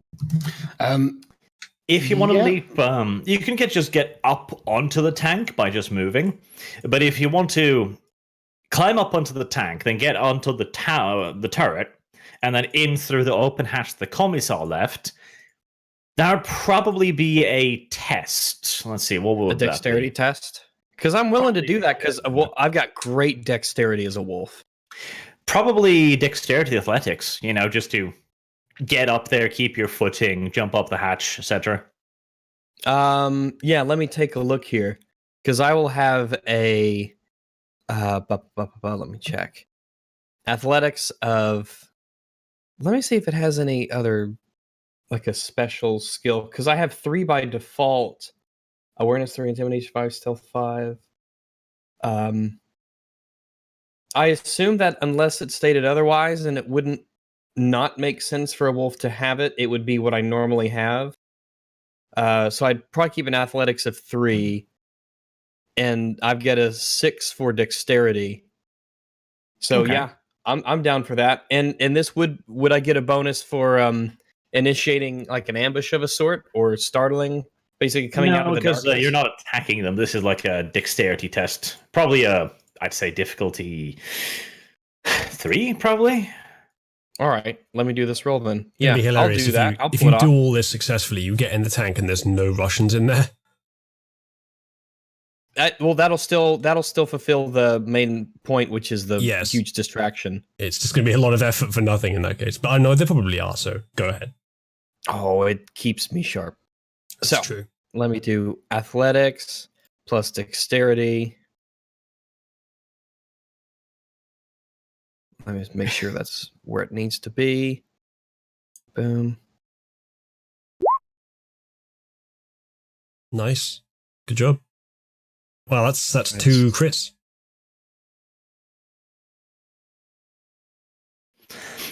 Okay, we're doing this, are we? Yes, we are. Okie dokie. Remind us what the initiative roll was. There's new artwork, Uzulu. All right, It's Sargon and the cigarette. yeah, I already had that one up. Oh, okay. All right. All right. Well, first things first, we take Oh, it's not D&D. we take Rag's portrait away and replace it with the fat one-eyed walrus. I gave you one. There we are. So, okay, a streak of black overweight lightning, the fat overweight one-eyed walrus, streaks This through ain't the right. darkness, This ain't right. jumps on top of the tank, does a little pirouette on top of the turret before diving like an Olympic-class divist right down the hatch. Just whoop. I like the special effects. Okay. James' camera would be impressed. And just like you expected, yes, the Soviets are rather confused by this. Like, Sergey, you piece of shit. I told you this would happen. Okay, so Exactly. are we killing the communists? I think Nikolai so. turns to Sergei and just goes like, I fucking told you that dog was bad news. My idea was to shoot at the dog as it came past the Russian at the north, and then hit the Russian in the north in the head by accident. Like That most was of like this the party's headshots completely by accident. No, it would be a damn skillful headshot, but I'd tell everyone it was an accident. Like, it would be plausible because the dog would be Yeah. right in front of him at the time. Yeah. Like, shit, there's a wolf running at you. Ah! Here, I'll kill you so it hurts less. What tragedy has befallen you? And I'd expect any of you to do the same for me. So, Sargon, we doing this? Right. Got okay, the element so- of surprise. We might as well just kill the other 3 and then take this commissar prisoner. Yeah. Okay. All I mean, right, I'll otherwise, shoot- like, just taking him prisoner would be a good way of subduing the others, but they're already subdued because of the surprise. So, yeah, I'll pull my revolver out and shoot this guy. all right, I'm going to Okay. shoot. Well, we're going to do some initiative now then. Sure. It might be worth shooting the guys closest.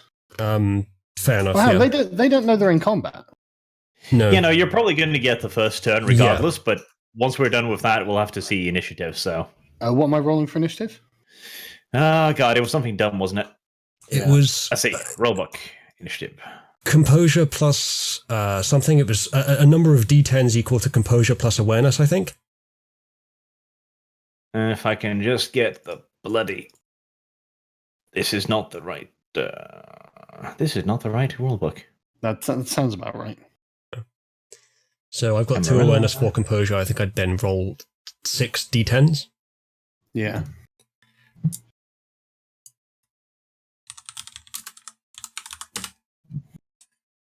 That's not fantastic.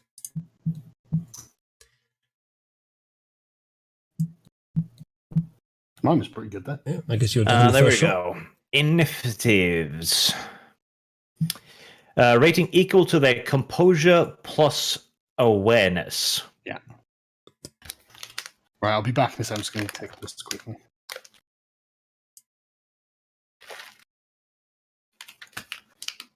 Yeah, so composure d10s plus awareness d10s, yeah. Right, and Rags. Hello. Say that one more time for how I measured up. Composure plus awareness. That many d10s. Yes, that number of d10s. Although if you do the roll using the character sheet, it might still be the same. I think it will be. No, you need to add them up manually. Actually, Composure if you do that. plus awareness. No, just roll the number of Wait, d10s since I- equal to composure plus awareness. Would I literally not be first no matter what because I am the first to act? Yeah, you have already acted in ambush, but that was what started combat, basically. All right. So now we're just seeing what will happen in the next few rounds. Okay. Dev's got a 9 initiative. Dev is not involved in this combat as far as I'm concerned. That's true. No, I'm still because there's nothing I can do. But yeah, it actually does work the same way to just roll composure and awareness. It gives you the tally. It's the same thing. It doesn't give Let's you the see. actual result anywhere. You'd have to add them up manually. 1, 2, 3, 4. So it's not 40 so bad for you because tens. you only have 2 to roll. Yep. Also, I So- graduated. So better to do Rags if you... Oh, you've got it. Well done. That's a good roll. Wow. Wow. It is a good roll, and it's also a really bad roll at the very Yeah. same time, kind of. I mean, good Yeah, like, this is visually. this is a glass half full sort of. Well, the point is, I'm faster than all but one Russian, and he's probably gonna be dead before his turn even comes up anyway. So, Well, I think we're getting a turn anyway, because we had the element of surprise. That's what. Yeah, It was so- intentional that we were waiting for that. yeah, the roll was okay, but I reached the threshold, so that's all that matters. Right. So yes, we will have you now basically get a free turn. So Fantastic. Sargon is doing T, so we'll just skip him until he's back, and Sure. we'll start with you, Zulu. All right, I'll shoot the one on the right below me, the one with the You'll have to SMG. explain to this when he comes back anyway. Mm-hmm. Right. With your rifle, I presume. Yes, with my rifle. Okay. Firearms and composure, and he's shocked. Like he's Yeah, he's yeah. standing still, so you'll get 1+. Firearms and 1+, fantastic. Firearms and composure are my 2 best stats, pretty much. So let's hope I don't fuck this up. Not bad. Oh, nice, very good. That's pretty good, yeah. Okay. Right. Yep, that's 2 hits on him with the rifle, so you double tap him.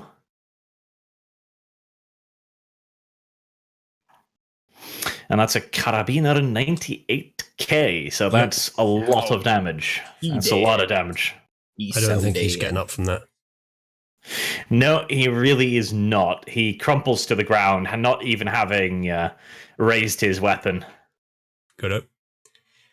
And at the same time, Sargon's doing the same thing to the other guy down here, and then we'll do it again before they get to react. So I think we'll get a pretty good chance of killing all 3 of these.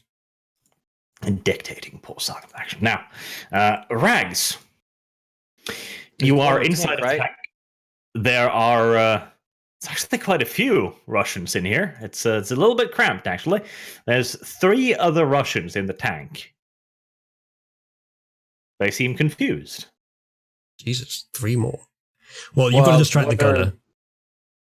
What are their armaments? None of them have pulled any weapons yet.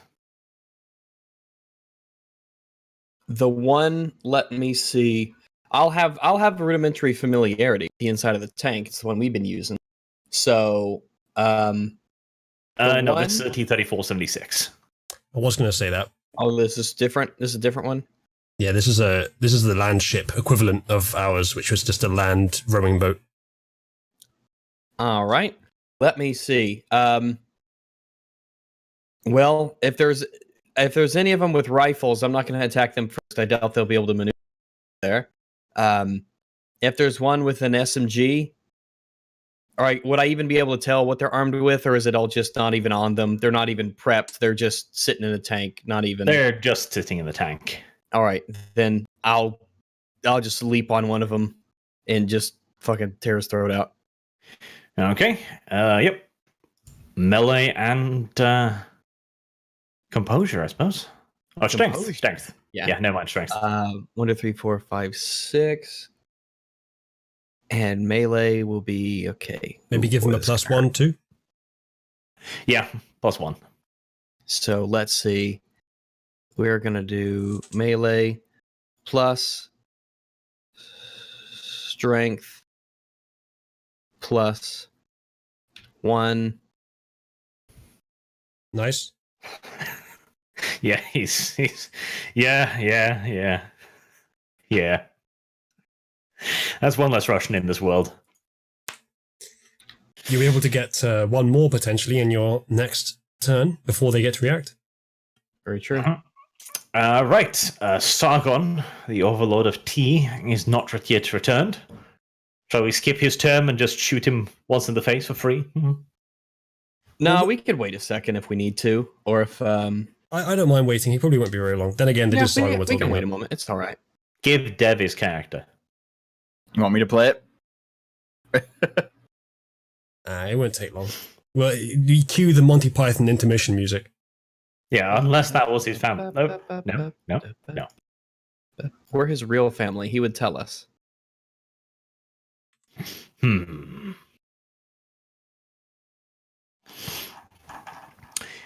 T-3476. A revolutionary armored vehicle. Better armor, better gun, better road capabilities than any other vehicle of the time. Max speed of 50 kilometers an hour on road, which is almost twice that of the German equivalent. I hate to interrupt, Arch, but the apocalypse has come. Check the D&D chat. There we go, yes. The T has been killed. Right. Let's literally give his character to fucking Dev then, and let's wrap this up. We should be able to finish this pretty quick. We can just ask Sargon if he consents to us using his character to shoot the Russians. Yes.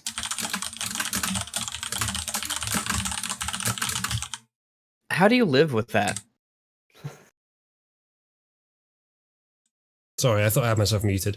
It's a mechanical keyboard, but I also put filters on my mic, so it sounds a lot louder than it is. And I'm using a simpler setup, so I don't have the keyboard muting thing. Mechanical keyboards are great, I will just say. I love my mechanical keyboard. Like, the current one I have now is a hint too loud for what I would really like, but I love typing on it. It's just so satisfying. Yeah. If anyone hasn't experienced mechanical keys, you've just used the rubber bump ones, then you don't know what you probably can't conceive of what they feel like. Because I was surprised when I first used them. They're not soft to press at all. I'm talking about MX Reds here, but I think this applies to all of them. There's no softness in pressing them, and they just move straight down like in a completely mechanical motion. It's very satisfying. And if you haven't tried one, go to a big computer store, find a mechanical keyboard, and just type on them a bit. Yeah, it's like, imagine every time you're saying something, there's someone else in the room going, yeah, that's what it's like. The thing with mechanical keyboards is that if you're careful, they're quieter than the bump ones. Because with the bump ones, you need to press them down all the way to make impact to actually press it. Or at least it's much harder to do it silently. With the mechanical ones, you can do it completely silently because the actuation point, I think it's called, is not at the bottom. It's somewhere soon before the bottom. So you can do it silently with a mechanical keyboard. Anyway, I can't access Sargon's character sheet, so I mean, Arch, you might as well roll it, I guess. Yeah, Theo Floria is pointing out that blues and browns aren't the same, I know, and I'm talking about red specifically, but the blues and browns are still, there's no softness, they just have the click halfway down. Like, it's not... we have yet to receive consent from Sargon. Yeah, we're going to have to get Sargon's consent, otherwise we're going to have to actually even rape him. I don't think he's actually looking back in this chat room tonight. No, if his family just got there, no, he's... Well, this fight will have lasted very long. It'll have lasted 3 episodes then, apparently. Oh. God damn it, Sargon. Long fight. Hey, listen. In Game of Thrones, the battle in the episode 3 lasted 1 episode, and that was shit. So our battle lasting 3, that just that means it's better, way better. That means time and effort and preparation. This is everything coming to a head right now. All of our planning, all of the work, this mission, it just makes the payoff more satisfying. Hey, and we even have a small girl to come out of nowhere and stab the big villain. Yeah, it's true. Having not watched Game of Thrones, I've been informed by my girlfriend that ending was terrible. Yeah, that's... Yep. It's pretty It was bad. that episode that got Mahler to drag me into the terribleness that is Game of Thrones now. A huge fucking cop out. Why would you start watching it when it turned bad? Why No, couldn't you watch it when it I was didn't good? start watching it. He watched it from the beginning, and he hated it so much that I was like his vent, that he could just let it all out. And he showed me all the references and the clips, and we were in podcasts and all sorts of stuff. And he explained to me in many, many details why it was absolutely terrible and why it didn't work. So I feel like, in a way, I've been there from the very beginning. I have PTSD. Post-traumatic show disorder. Game of Thrones. All in all, we're probably lucky to have had it, but I just wish that the last season never aired, basically. Well, GRRM did in fact confirm that Bran the Broken ending up on the throne is actually going to happen in the books. Yeah. Didn't he give them actual valid plot points and they just sort of made it work to them? So maybe the plot points that you don't like that he said will be in his story will actually be done well. It's possible. Again, I haven't watched it. I'm just going on what my girlfriend's told me about the show. And this is all under the assumption that there will actually ever be another book, and I still firmly hold on to my belief that George Cake Martin will collapse over from severe overweight long before that time. Yeah, probably, honestly.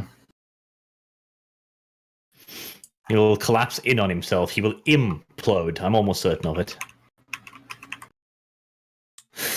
Well, it'll be a little disappointing ending to this episode. But, well, we had a good start at least, you know. Cool. Well, Good, we'll good. we'll get with him, and we will find a date for us, and we will see if we can make this up. And we have a couple other weeks to make up too. So if we can find Yes. some days where we can just bam, bam, bam, make up for it, I am totally down. Well, I mean, would chat be 'cause this open? was, Would chat a be bit of open a for us to? surprise one. Sorry, would chat be open to us doing more sporadic and variable length sessions, as long as the rest of us are okay with that? So not Probably. necessarily the same day every week, although we can still do it on Wednesday, but just sort of whenever we have time and for however much time we have. Well, the I- problem is that Stargon's in the States for like a month. Like, Jesus, it's been a while now. Well, Yeah. we can get with him and see if there's like any windows there where his folks are doing something and he just, wants to let them do their thing and he's got time. It depends. Who knows what his schedule is like. Chat are spamming yes. So I think they are Hopefully okay we with can it. set up too, something. Because I too am going to need a little bit of scheduling so I can actually plan around it, but Yeah. it I should think- be. We What's should all? all try to remember to post out when we're going on this as well. Up until a couple of weeks ago, there were still some people who liked Sargon's D&D who didn't know this was happening. And, chat's asking that as long as we make it known that we're doing this somewhere reliable, then it won't be a problem. Well, I use Yeah. everyone every single time in the amphitheater, and everyone gets mad at me for it, but I still do it. No, Dev.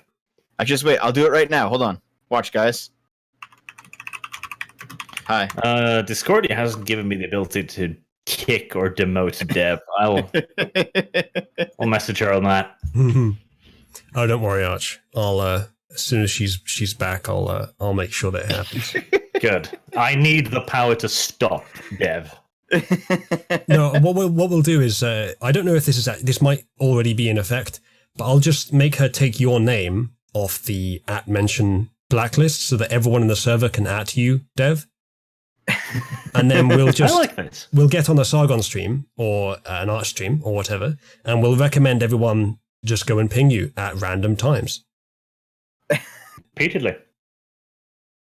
Chat, if you're able to, try it now.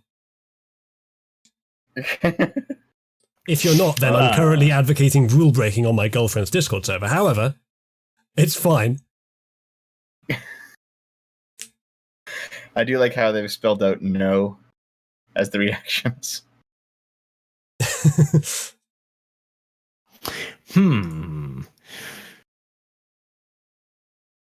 Have they I can't find the little button that shows the list of super chats anymore. Is that because it's streaming from somewhere else? No, if you go to your live control room, right at the bottom, on the bottom right, there should be a bit of text that says see user activity or something, and then you can open a new window that shows you the super chats.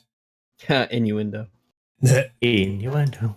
All right, I should see if I can do that, because then I'll just do the super chats and we'll wrap up this somewhat improvised stream, which only happened because, well, previous stream of Sargon's where he was like, yeah, we can do this, but we can only do it now. It's like, okay.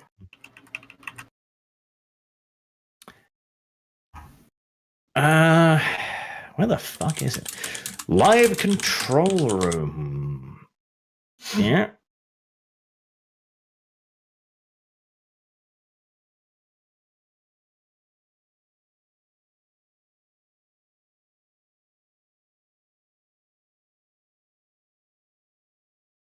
I like the reactions. Just a sea of reactions to everything we say. Yeah, it's pretty good. You'll see in there, there's one unique reaction chat. I've added the Uzulu Pepe. You won't get that in this server. It's one of my Twitch ones.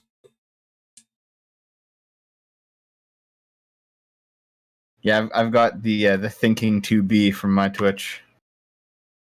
That's I think disgusting. it's pretty good. Delete this.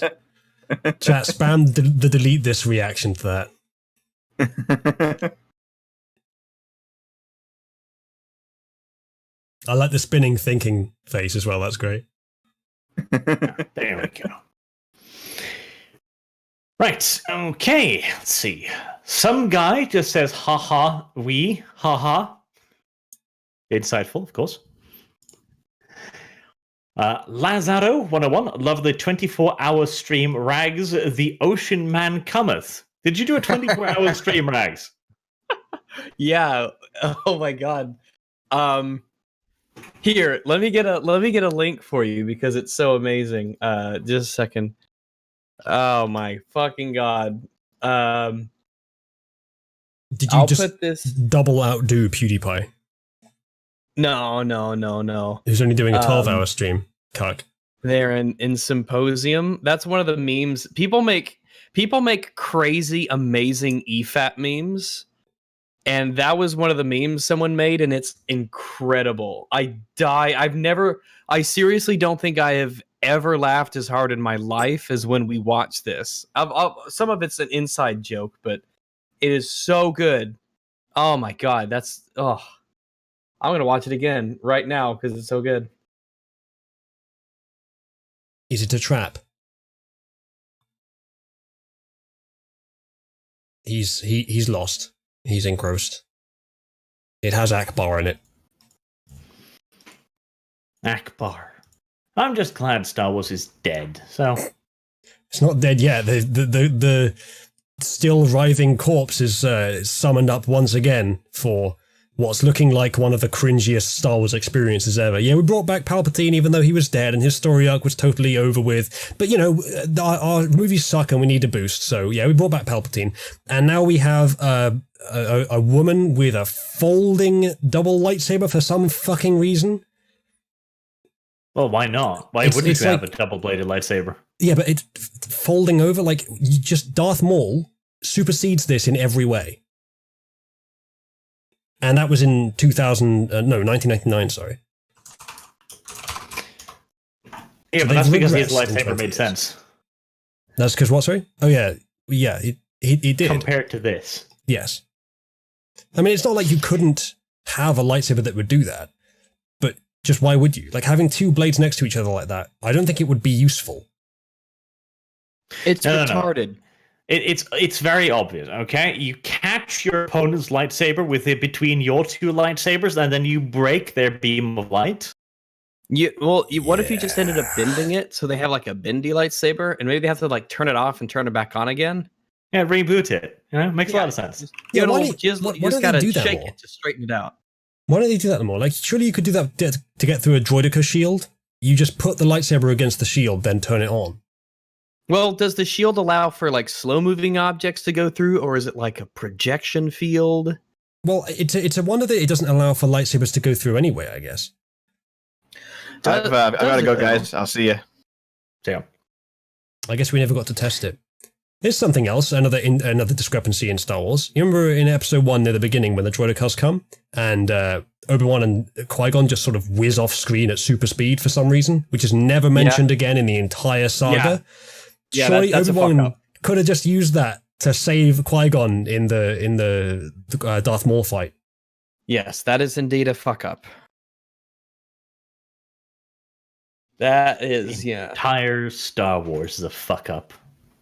The thing is, well, the sequels have given me an appreciation for the prequels because as for all of the faults that the prequels had, there was this imagination to them, and it did have the feeling that George did actually care about Star Wars, and they expanded the universe of Star Wars immensely, and they spawned all kinds of expanded lores and universes and games and all kinds of factions and stuff. They really took the Star Wars world and just it's huge, it's big, all sorts of stuff's going on. Your mind's just the limit. And now with the sequels, it's like, yeah, there's 5 people in the galaxy.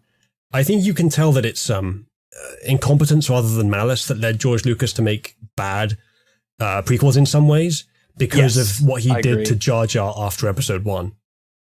Yeah, because like you're just going to be over here talking a little bit, but you're not really in the movies anymore. Dramatically de-emphasized, and then he votes to give executive powers to the Emperor. He's the one that does it. And I do, and he never mentions midichlorians again. Yeah, exactly. Yeah, that's another one. But I do think it was incompetence and not just like I get the feeling that Rian Johnson and Disney they hate Star Wars. Probably. To them, it's just a product that they can try to leech money out of. Yeah. They don't actually give a shit. Well, what I will say is that the movies can, like, I can take them or leave them at this point. Like, they'll probably be okay experiences, but not very good Star Wars movies. Okay, maybe I'll watch the last one. But the Obi-Wan series, the Clone Wars series, possibly the Mandalorian series, they'll probably be good. I mean, if you haven't seen the Clone Wars series, the more recent one, it's excellent. It's very good. And I wonder if the people who get put in charge of that stuff, though, because it's sort of like a show or a smaller spin-off, that they're actually people who give it, who give a damn.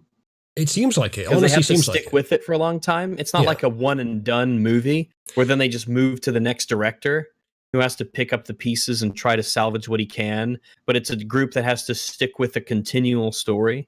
Yeah, I'm guessing so. I mean, it's not like the biggest names in Hollywood, which usually is a recipe for disaster, apparently. It's probably some smaller group that actually cares and wants to make a name for themselves. That's what it seems like anyway. I mean, whether you think that's plausible or not, but I think I'm hoping that they don't do what with the Obi-Wan series, what EA does with every dev that they work with, and just ruin Ewan McGregor's legacy by making making a bad show. Yeah, at this point, I don't have any confidence at all in Disney trying to make something out like this. I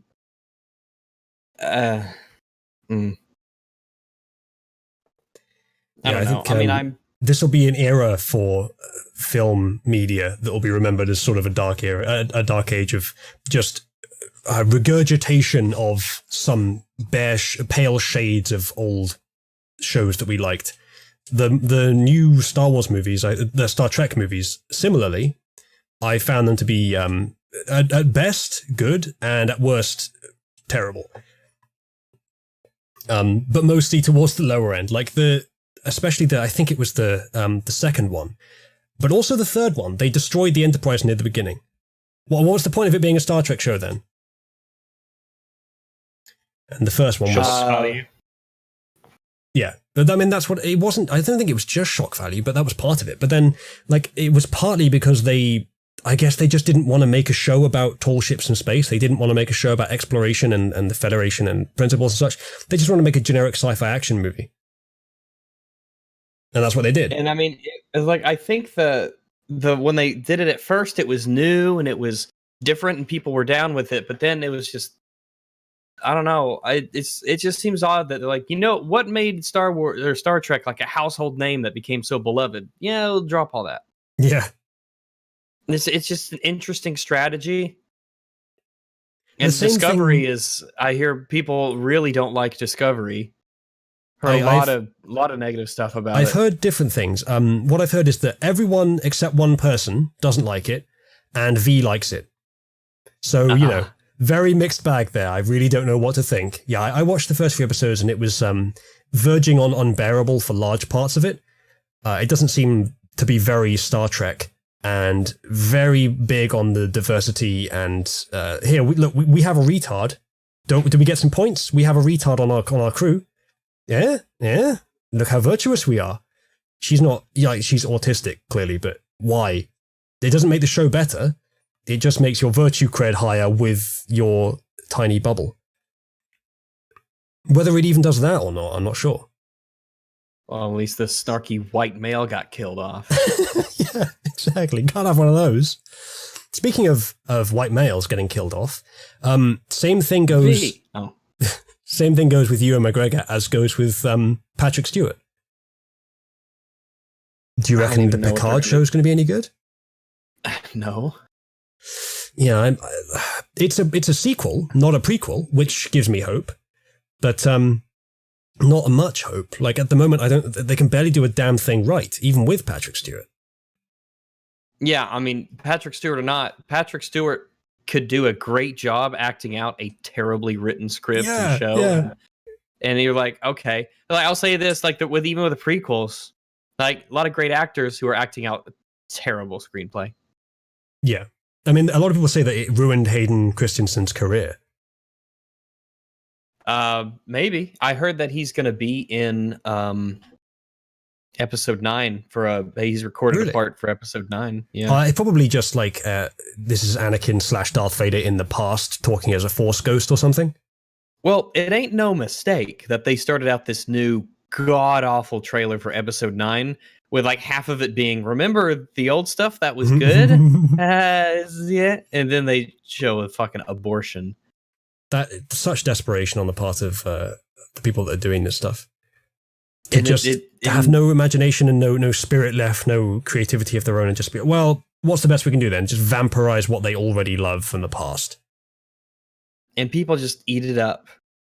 Well, I mean, at least on like you go to the YouTube trailer that released, and people are, very, very positive. And I'm like, guys, yeah, I can't. Come on, man. Like, what are you doing? They're just throwing shit at you because, oh my God.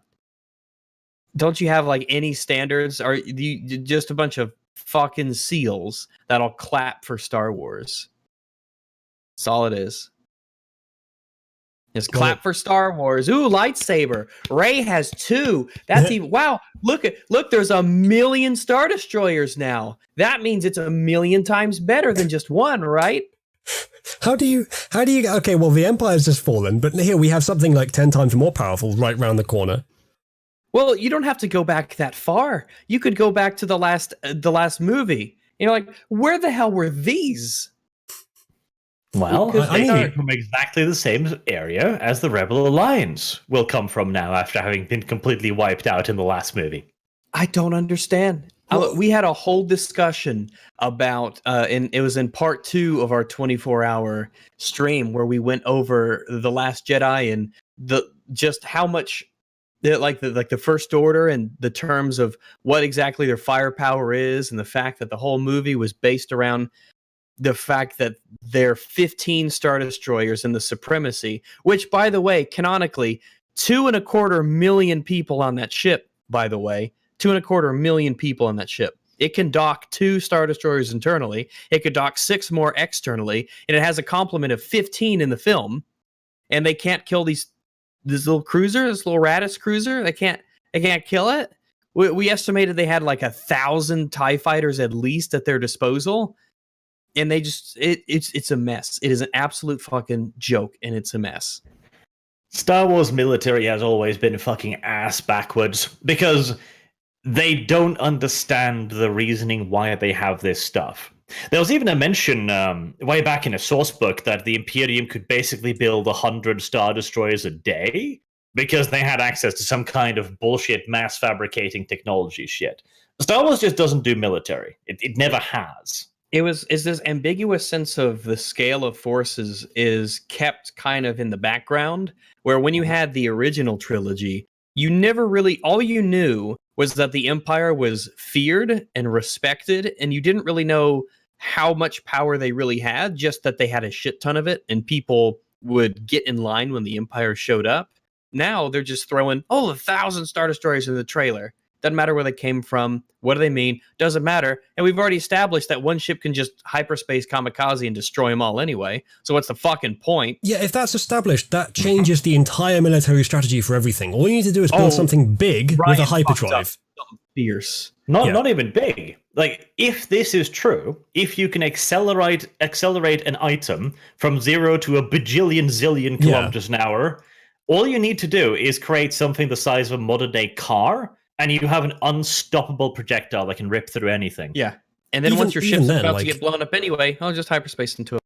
Even then, they could have taken one cruiser to the Death Star, emptied it of people, fired it into it, and destroyed the whole thing. No need for this flying down the trench shit. On an asteroid and send it on its way. Yeah, The amount of things you could do, Ryan, he fucked up so bad when he did that. It looked cool, though. It completely destroyed the military canon of the whole universe. Like, how are you going to have a space battle now in Star Wars without everyone going, why don't they just kamikaze hyperspace? Put a hyperspace. Fuck, there's already hyperspace engine on like the X-wing fighters. There you go. Yeah.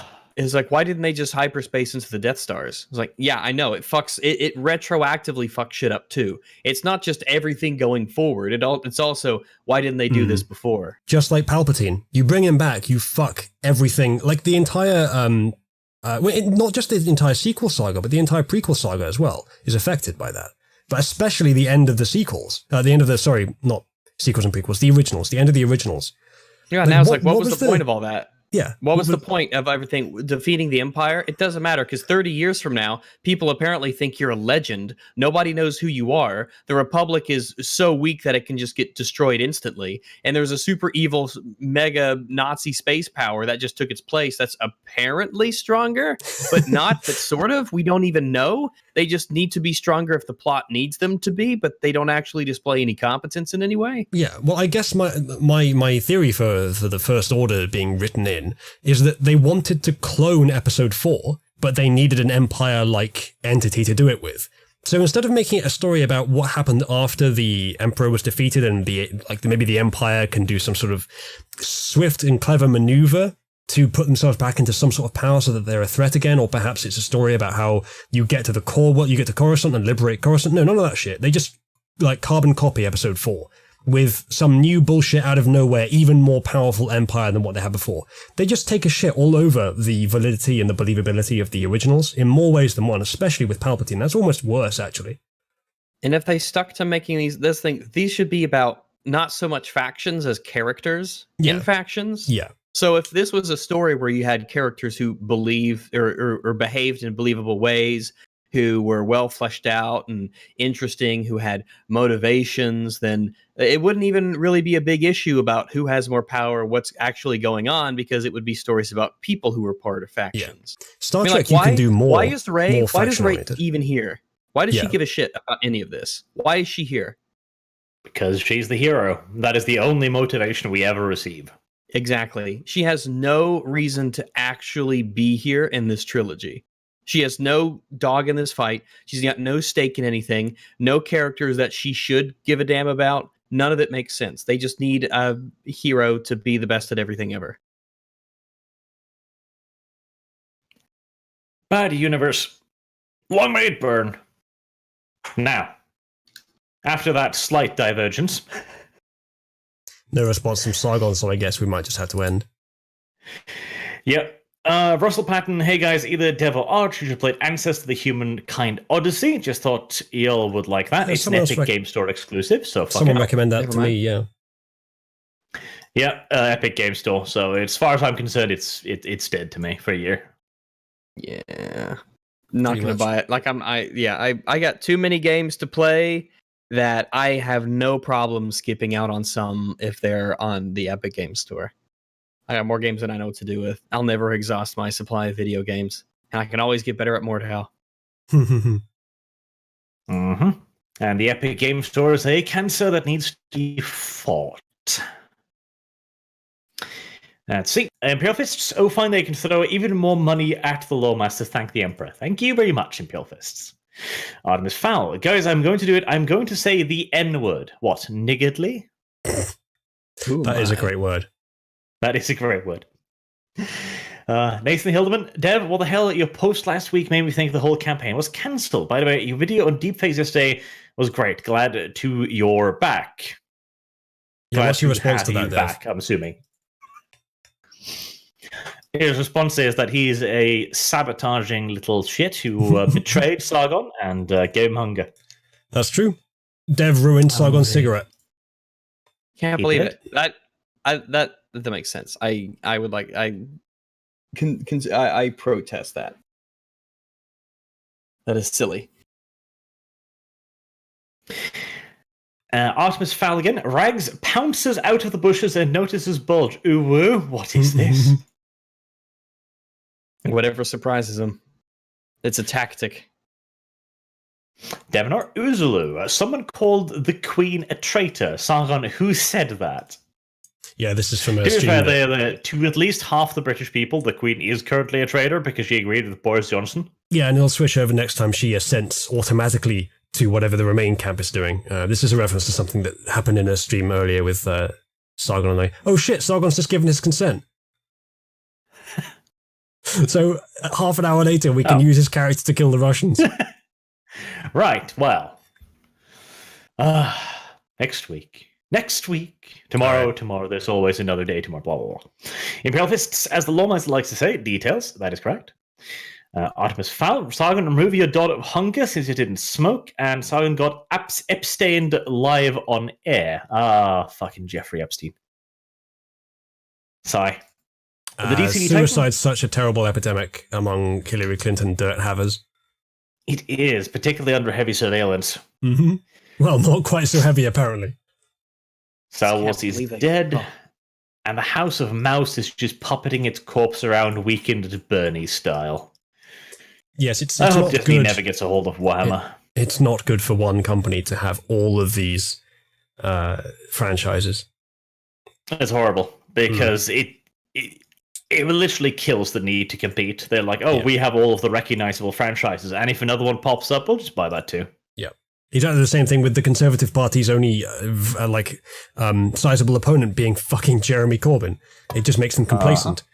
But yeah, that said, it could have gone a lot worse with what they've been doing, especially with some of the franchises. I still like the Avengers films.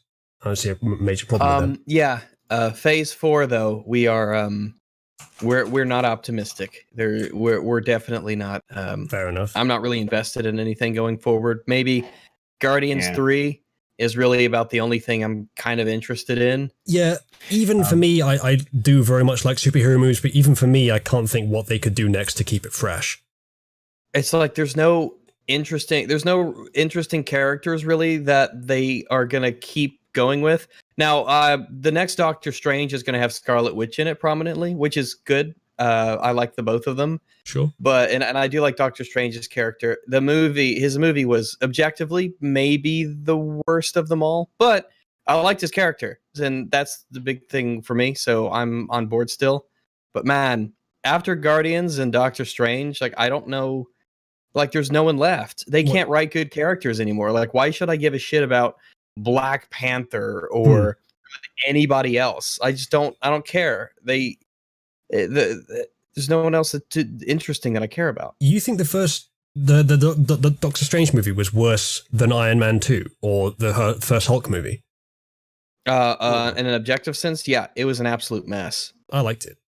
Oh, I liked it too. Yeah, I liked it too. But like the story and the plot and it was like literally nonsensical. It just did not make sense. They pushed the whole magic thing so far that there's just no sense of stakes. There's no rule set. Things just happen. Things happen. And we hated it for that. But I like Doctor Strange. I like his character. I like his little growth that he goes through. Done well enough. I liked him in the Avengers movies, Infinity War and all that. So I'm ready for more Doctor Strange. I'm down for it, and I would like to see more Scarlet Witch, not just for the cool aspect, but going forward with what does she do after Vision and things like that. So I'm down for it to see what happens. Doctor And of Strange course, is Guardians of gone. the Galaxy is going to have Thor in it, I imagine. Yeah. And I God. want to see if there's God. something that they can do to. Thor wasn't. I didn't like the way they handled Thor in Endgame. So I'm hoping that what they are doing is they focused more screen time on the other guys in Endgame because they know that Thor will be in the next Galaxy movie, Guardians of the Galaxy movie, and then they could put more effort into how he handles things, how he looks back on stuff, and I'm interested to see that. Doesn't And I like both Asgard the Guardians movies were great. doesn't Asgard get destroyed by I can't remember his name, Sulfurous. Surtur? Surtur, that's it. Doesn't it Surtur. get destroyed by him in cycles? Doesn't it come back? Well, No, Asgard is Asgard. One of the points of Ragnarok was that Asgard isn't a place; it's a people. So Which is they can bullshit. essentially. Well, I mean, I understand. I understand. Yeah, it didn't go- it makes sense didn't in go the very world. It well. makes sense in the world. Didn't go very Well, well no, when it- 10 minutes later they got captured by Thanos and most of them got killed. Well, no, there's still half of them. That's the thing. Half of them did because Thanos. Okay, well then so they're on technically it's Earth. most. 50% is rounds up to 100%. Well, there have been people born since then because they have. Well, the point is that you have Asgard as a place on Earth, and unfortunately, they decided to just pass on Thor's leadership role to Valkyrie, who could have been an interesting character, but they're just like, oh, we need another diversity role to be the new leader and take everything. And there was no Thor, reason the for that. eternal fucking king of Asgard, by blood, heritage, and just divine fucking right, is just like, hey, random woman I've known for 2 months. You're the boss Yeah, now. it's like, I'm not opposed to the idea of him being a free spirit who's an adventurer and who wants to go out and right wrongs and do justice across the galaxy. I'm fine with that. Totally, but it's the execution of it that's like, it just makes me he's just like up and in, he leaves like, oh, you're in charge now, Valkyrie. And I'm like, why? What leadership roles has she displayed?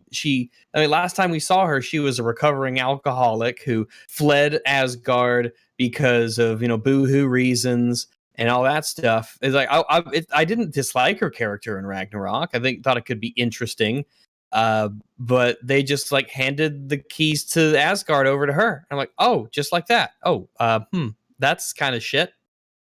So I really hope they do Thor justice in Guardians 3, and they probably will because I think the same guy who did, I think it's James Gunn who's doing Galaxy 3, and he did a really good job with the first two. And so I'm very hopeful that he will, give Thor a good story going forwards. My big issue with Thor now is that he has been reduced to nothing more than a punchline. Like, he's the butt of every joke. He's... Even when he's around his comrades, the joke is basically that the Hulk is more powerful than him, and Captain America can pick up his hammer, no fucking issues. Like, he's just there to make other characters look better now. He did beat Because he did beat strong. Hulk. He basically did. It was, the thing is with Thor that if Endgame hadn't existed, then Thor would still be in a position where he was super dominant, very strong, and all this stuff. Even after Ragnarok, it establishes that he is grown a lot wiser, especially. He's definitely more of a mature character in terms of how he handles things, but he's still, he's got funny lines to say, and he's cool to be around. He's just generally but it took him 3 movies to get to that point, which is fine. The very next moment, he's fat, sitting in front of a game, shouting at Noob Masters Online, while some random woman runs a small fishing town that he's been lucky enough to be granted by some humans that he once lorded over. It's quite the fall. I don't like what they did to Thor in Endgame. It just, I don't know. I mean, there's a way, if the whole thing about, I tried to kill Thanos, but I couldn't pull it off. I was close, but I tried and I failed in the end. It's like, okay, I get that, regret that you might have, but the way that he handles it all with, after all of Odin's speeches to him and all the pep talks and all the confidence and the growth that he's had the last 3 movies, and having this happen to him, it's like, man, wow, what happened to you? Yeah. What they just Skywalkered him, man. At some point, he will do something amazing and then just fade away. Then She-Thor will take his place. I think actually that's officially announced that She-Thor is the thing. Is going to happen. Chat keeps saying that it'll be the death of the MCU. Oh, I think a lot of people have already just kind of checked out. I certainly have, except with the exception of those 2 movies, and even then, it's not a huge deal. Guardians of the Galaxy is really the only one I'm really interested in because I love the first 2. Have you seen the new Spider-Man? Because that's I haven't yet. That's I love the Homecoming was gen, insanely good, so I haven't seen Far From Home yet, but it's my intention to. Because that's part of the 4th gen or whatever they get called. So I guess that's the first one in that generation. It's the first post Endgame, so you could call it that. But I don't think they're going to be able to do any more Spider-Man stuff with the whole Sony Disney thing. Indeed. Well, are Disney able to continue using the character as he is now? I'm guessing they'll have to recreate him again. No. Yeah. I don't think that they can. I don't know if Marvel can even use him in movies or even like reference him or anything. Like, I think that's how deep it goes. They can't even talk about him. I mean, can Sony continue with the current character, or do they have to start him all over again? If they continued with the current character, one of the things that Homecoming was a fantastic and stellar movie, and one of the reasons why it was is because it was really the best MCU movie to kind of tie a hero to a world that exists inside of a universe where the villain is purely a product, much like Zemo is in Civil War. Vulture is a product of the Avengers. He is a result of the things that the government and the Avengers and Tony Stark and all of them do. If it wasn't for them, he wouldn't exist. And there's a lot of references to like Sokovia and the Accords and things like that in Homecoming. It's very much a part of a world where the Avengers are real. And if they want to continue with Tom Holland's Spider-Man character, then that is so intrinsically tied to an established universe that having that character without that universe would be jarring. Then again, if they reboot it, we get Mary Jane who looks anything like Mary Jane. No. I don't care how she looks. Black girl now. I don't care how she looks. As long if it's well written, makes sense. If it's a good character, I'm fine with it. I'm not saying that they can't innovate and improve on old stuff, but this is not an innovation or an improvement at all. It's like changing Spider-Man to be like green and yellow instead of red and blue. Yeah, it's definitely one of the. It makes me wonder, like, with a costume change like that, I would be much more dubious of it. It wouldn't make any sense to me. I don't care if the actress they wanted to play isn't a white redhead. I'd be much more okay with a costume color change. Like if it's a de-emphasized red and blue and mostly like black for the tactical reasons, but with still some red and blue and then sort of a dark gray spider logo, that would make much more sense, be more believable. But it would still have enough of the original Spider-Man, because that's mostly aesthetic, and the red and blue was sort of a product of comic book era where you had to be colorful. But changing MJ, it's just like, yeah, the MJ that all the Spider-Man fans know, that's not MJ. This is MJ. Yeah. And you just got a product of social justice standing before you. Well, yeah, that's the point. Well, I don't know if it's a social justice thing. It's just a different character. It might not be, but it definitely looks like it. Well, maybe. But I mean, she was barely in. I haven't seen Far From Home, so I don't know. But just judging from Far From Home, she was barely in the movie at all. She barely existed in it. I mean, I think the PE coach had more lines in the movie than she actually did. Fair enough, but that's, I think, separate. But I mean, if she's more emphasized in the new one, then the point is still very much in place. Yeah. But I don't have a problem with MJ as a character who isn't white with blonde hair, the same way I don't have a problem with Miles Morales. Oh, yeah. Well, no, I mean, that was... I mean, for one thing, like, I don't mind that too much. Okay, Okay, well, how do I put it? Like, that was acceptable, firstly, because it's a world in which everything's different. You have all these different Spider-Mans, and they do have the original Spider-Man who then, spoilers, stops living, and so Miles takes over. So that's different. Like, I don't mind them having a new character that ends up taking the place of an old one, but if you just say, yeah, the character that you know by this name, in this context, is not the character that you. Well, she has the remember. same initials. You were wrong. Therefore, this is the character now. Well, no, it's she's supposed to sort of play the character in a way, but she isn't the character. She's someone new. That's Her dumb, initials are though. MJ. If you're going to do that, just make it a new character. Yeah. It is a new character. No, it's not if she's called Not MJ. Mary Jane Watson. Yeah, It's Mary she's got the Jane same Watson, initials. and she's the boyfriend of Spider-Man. Like, okay, so she's just different now because different. I'm fine with it being different. I'm fine. I have no issues with it being different. Like, I'm fine have with an not issue with every it Mary being. Jane Watson being the same looking person. It doesn't have to be the exact same, but the red hair, especially, like even if it's a different race with red hair, that would still be a lot better because that's I don't such an care essential about, part of it. I don't see how red hair is an essential part of a character. Well, it is a minor thing, right, compared to the actual quality of the movie, but it is still important in my it's opinion. The way it's written that is like 95% of my attention is the character well written. But equally, Because if they changed the aesthetic of everything completely, and it was still well written, you would still think that that was not. Oh, what these? I would still think that would be not okay, even if it was a good movie. Yeah, if it was like objectively solidly written, everything was consistent, there were references that checked out, if there were no fuck ups in continuity, all that stuff. If it was a solidly written movie, then I would be like, yeah, sure. And from an adaptation standpoint, I guess it's bad if you compare it to something else, but I would have no issues with the movie itself. I might ask though, why don't you just make a different movie?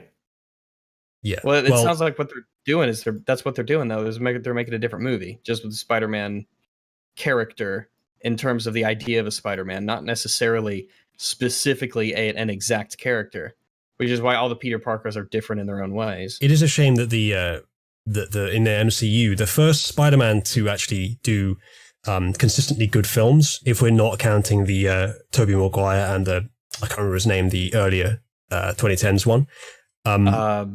Garfield? Yeah, if we're saying that they weren't broadly successful, that they were okay at best or like decent at best, including the second original one, right? But as a series, of the first Spider-Man that was consistently good is the one where Spider-Man is just this like subsidiary to Tony Stark, who's now dead anyway. Spoilers. It's kind of a shame. They changed the. I would put Homecoming pretty much equal with the second Raimi movie. Sure, yeah. The second Raimi movie is an exception, but as a series, this one has been consistently good. I mean, whereas the other two have been consistently okay. The first Raimi movie was really good as well. The third one was terrible, but a lot of that was due to meddling that existed outside of the production itself. But it was still terrible. Granted, I think the originals were better than most other people do, excluding the third, but they're still considered to be not great. Well, the people who say that are just fucking wrong. All right. Because the first one is really good, and the one with Doc Ock, the second one is phenomenal. I wouldn't say it's phenomenal, but it's definitely better than the average of that trilogy. If it's the best of the three, it'll be better. The point I was trying to make is to lament the fact that Spider-Man is a subsidiary of Tony Stark in what is currently the most viable Spider-Man show, like the one that's most likely to get sequels, although now none of them are because of the Sony Disney thing. But maybe if they reboot it just one more time, they'll get it right and get a Spider-Man that's somewhat close to the original lore, but actually makes a good show. I don't care if it's close to the original lore. It makes sense to me. Everything that's presented in the Homecoming makes total sense within the world, and it's a really good character, and it ties it in with other stuff, and it helps both characters as a result. I mean, he makes decisions, he learns, he grows. Homecoming had an entire third act that people, I guess, for some reason forget. But I don't know. It's me. I just look at the scenes.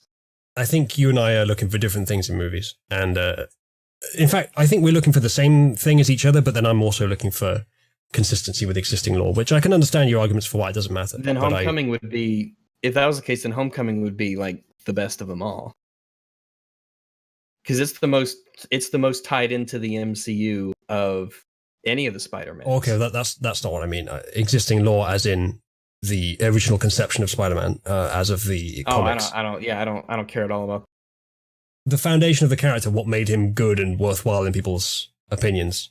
What has cemented him originally as a worthwhile character, not simply what adapted him into film. I mean, if you're gonna say that, I mean, the idea of Spider-Man, it depends on how you want to define the idea of Spider-Man. But because is Spider-Man Peter Parker, or is Spider-Man, the suit and the powers and all that comes with it, or in which version of the whole Peter bundle? Parker?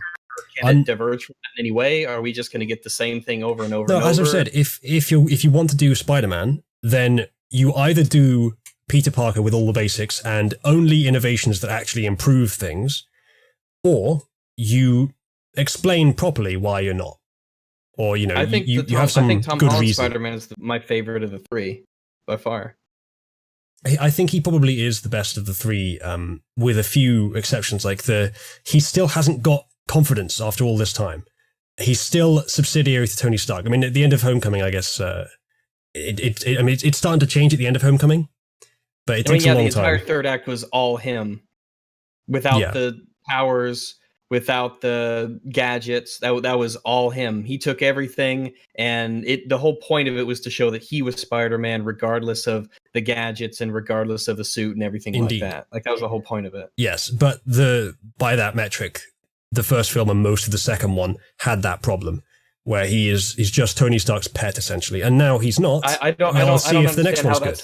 I don't know. He's constantly making decisions. He's constantly disobeying Tony Stark, going against his wishes, going behind his back, trying to do things regardless of what he's told. And just constantly screwing it up. His pet. Yeah, he's screwing it up, but that doesn't mean he's anyone's pet. Well, it kind of it does, because at one point the only way he gets out of a situation that goes bad is because Tony comes in and saves the day. So if somebody saves someone else, they're their pet? No, it contributes to it though. I mean, for one thing, Spider-Man's abilities partly come from the fact that he's got the suit. He wouldn't be anywhere near as effective without it. Sure. And that's just given to him by Tony Stark. I suppose you'd say it's a Deus Ex Machina kind of. Okay, children. You may argue this afterwards, but I think I should actually wrap up the stream at some point. I think I should too. Oh, we're streaming. Okay. Yeah, we're still, the chat is still contributing. This is fascinating and all, but I do want to, wrap it up at some point within the hour of stopping the RP. So I should mention that chat completely agreed with me. People hate Homecoming for a reason. We've talked about this at length on EFAP, and we, like Mahler and I, both adore Homecoming. We think it's like top 3 in the MCU. It is such a solidly written movie, and it's so good. We're kind of baffled by why people that people don't love it, and a lot of the reasons we hear people give just have no foundation in what's actually in the film. But it's just something we've noticed. I will give both of you a victory trophy. Okay. Thank you. Can you notify that mine is actually a participation trophy? Okay. Well, chat, I think we can be pretty sure that I'm not going on EFAP now because I don't agree with Rags. No, we sorry, I'm actually choking. Sorry, a bit of popcorn. I'm kidding. But we have people on all the time who we disagree with. We even had a Homecoming debate on EFAP. I think one of the problems I'm going to have here is I don't remember enough of the films to comment completely on them. I'd have to rewatch any films that we were going to talk about.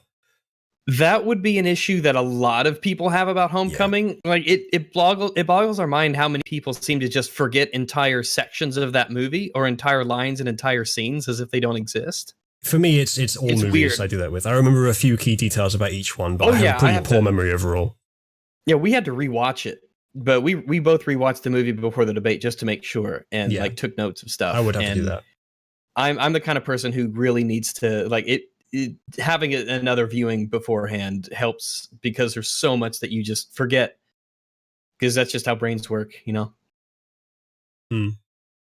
Chat's doing a poll on who won.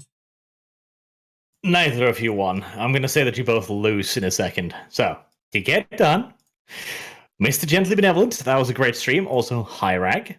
Hello. Lance Johnson, hi Rags. Again. Hello. Your handsome Squidward art is cute, whatever that is. Oh yes, it is. Yeah. It was a picture someone did an EFAP meme. Yeah, that's good. Martin Calendar, how is the 40k Nova Cannon different from the Hyperspace Ram? Why doesn't that thing do as much damage? The Nova Cannon does not move at the same speed. It is near light speed, but the bullshit Hyperspace in Star Wars is... Well, it's changed so many times we don't actually know how it moves at this point. But it moves to the point where it breaks through dimensions, basically. Yeah, now we've basically established that if you go at light speed, you're moving in a line very, very quickly, and you still exist on the same plane as everything else, which means you can smash into them. Which destroys light speed, because now if there's a rock between you and where you're going, your spaceship is going to go away. Yeah, it is. Oh man, it is a mess. It causes Same thing with Star Trek. You still have to look ahead of you. You still have to have a navigational array to go to warp. Yeah, to make sure that we don't pop out in something or I mean, which too you is just ridiculous, crash because if you into it. travel at that speed, it's not a question of rocks, it's a question of motes of dust making holes in your spaceship. Which is why you have the warp field and all the deflectors and all the the shields and the deflector array are two different things, but they're related. Yeah, they both help with that. It doesn't have least to Star like make Wars has done scientific something. sense. It just has to be explained to some degree. Yeah, like Precisely. It needs to Believable. make in-universe sense. Yeah. I don't care if the explanation doesn't make sense, but there needs to be we have a shield. Okay, there needs fine, to be I'll take that. rules. Just set rules and follow them, and you're good. You're Yeah, I golden. think Just set rules and follow them. That's all you have to do. The standard for that is it has to be internally consistent. It doesn't have to be externally consistent, but it has to be externally consistent with something that could believably be true in the future. Just conceivably possible. Like it's something that could exist in the real universe, depending on how crazy your universe is. Star Trek is more adherent to that than Star Wars is, for example. You've got Halo has slip space, Warhammer has the warp and all that, and they've all got the rules. So just stick to your rules. Right? It's like time travel. Simple. Just set whatever rules you want. Fine. Just be consistent with your own rules, and you're good. Well, and that's all. Except Doctor Who deliberately flaunts their own rules, and then calls it a plot. Yeah, but that's also a rule in the universe at that point, though. Yeah. Well, only when Matt Smith is the Doctor, because he's crazy. Well, even then, people got fucking sick of that. Yeah. And we have a new Vampire the Masquerade player in the form of Scrump. Yes. Yes, we're streaming on the Vampire stream, Scump, and very soon, most of the stream will have been non-vampires related. Yes, Well, which that's I am nothing new. horribly trying to end this before we get to that point. We will never end. We will go forever. Lloyd Carlton disavows a dog whistle to bigots. Close enough. Fuck off. I disavow that super chat. Yes, I disavow your disavowal. Belch. Hey, there's a new I am super making chat. a TT RPG system and need some help making skills. If you're interested in looking at it, I'll send you a copy. I'd love to, but I'm probably way too swamped in yelling at other people. We I should was tell working you on to them. stream. I was working on something like that. If you want to send it to me, I'd be interested to see it, possibly. Yeah, send Tuzla. Just send me nudes. Architect of Fate. Did they use hyperspace for the ship-to-ship collision, or was it lightspeed? It was different. It could be alt-tech application. No, it was very specifically hyperspace. Well, even if it was either, it would still cause the same problem. Yeah. I mean, if visually what happens consistently, then yeah, it ruins everything. Yeah, you would have to, if there was some kind of explanation in the film about this is a special this, and we have to do a certain thing, and this is a maneuver that requires a certain amount of this and that, and all that, and they're like, okay, fine, maybe there was a reason they could pull it off here and they couldn't done any. I'm not saying that couldn't have been written, but it wasn't. Yeah. It would be It was very just, difficult to... we could just go really fast at anything and we'll just destroy it and we'll win. Yeah, it'd be very difficult to arbitrate that as well, to make it a one-time thing that, you know, you had to It would be prepare for, very but no tough. one ever does, etc., etc. They would have to do the Star Trek thing, where it's basically like, we could combobulate the dibble-dobble. That might just work if we flip the flackle-fluckle. Yeah, you'd have to pretty much make it unique to the Radis itself, Mhm. or else you can reproduce. You people would ask why it wasn't reproducible in some other something. I don't know. Either way, it should have been Akbar doing it. No one mentioned big Star Trek thing- Voyager Threshold. Oh no, let's not mention trans warp, shall we?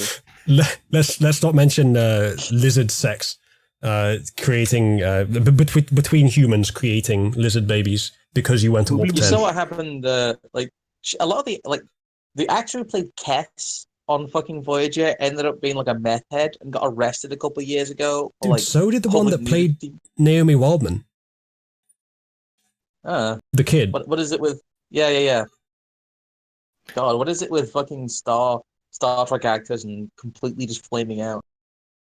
I don't know. All I know is that Kate Mulgrew played the dragon in Dragon Age, and that was the only other thing I knew that she was in.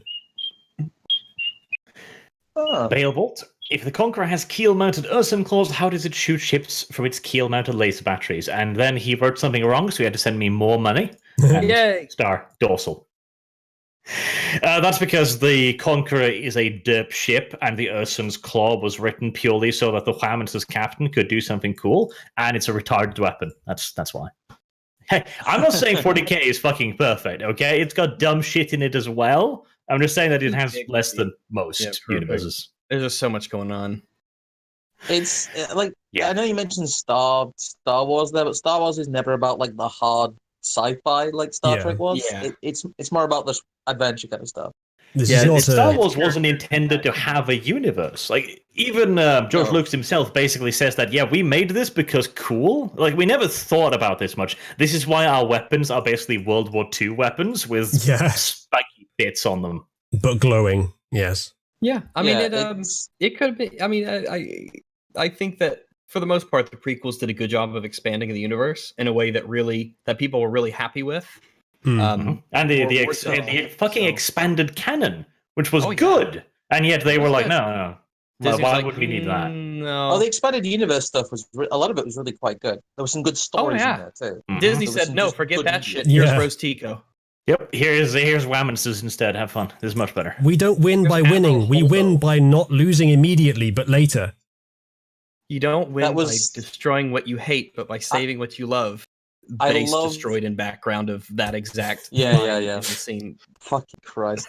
I love that the He check shot marks that. keep defending that film. Like that is the hill that they are dying on. That film is actually good.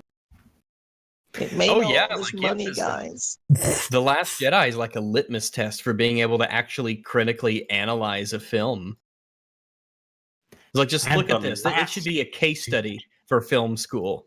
Like, just look at this, watch it, and explain everything that's wrong with it. Morellian Moore. Long man infected this stream. Hi to his acolyte. I will bring his ass in here if Homecoming comes again. We will defend that film, and we can do it. We have the scenes, we have the info. I Well, we have have the the big technology. red button to just kill can do this this. stream. Okay. Right, that was about 20 minutes of Vampire the Masquerade and 2 hours, 20 minutes of everything else. So I think everybody has received, bang for their bucks here. In the end, we had fun. Yes. And you get some bonus scrump too. Yay, bonus scrum. I'm quite rare on the internet these days. So. Krampus. We should actually just set up streams like this, because it'd be funny, Yeah, it's But- good. Scrump is like bonus meme, except that no one asked for him. That's cruel, Uzi. I'm kidding. Thank you all very much for watching, and hopefully we will see you hopefully again this week, maybe to finish this fucking fight that has lasted for over a month now. But if not, maybe next week. Like, Sargon's still in America after a month, so I think he's seeking for political asylum. Okay, I'm just saying. He can tell us if you want to live here, then you can. It's fine. We understand. It's okay. Just tell us you want to. He's gonna get back to the UK. It's gonna be like £300. He's gonna miss the guns. Oh god, American Saga. It'll be terrible, but maybe it'll be worth it. Right. I'll end it there then. So, thank you guys also for playing, and thank you, Scrump, for appearing there in the last few minutes and adding some extra value to the stream. One extra personality is always good. I poofed out of nowhere, and to nowhere I'll poof. Scump confirmed as poof. Yes. We all need this.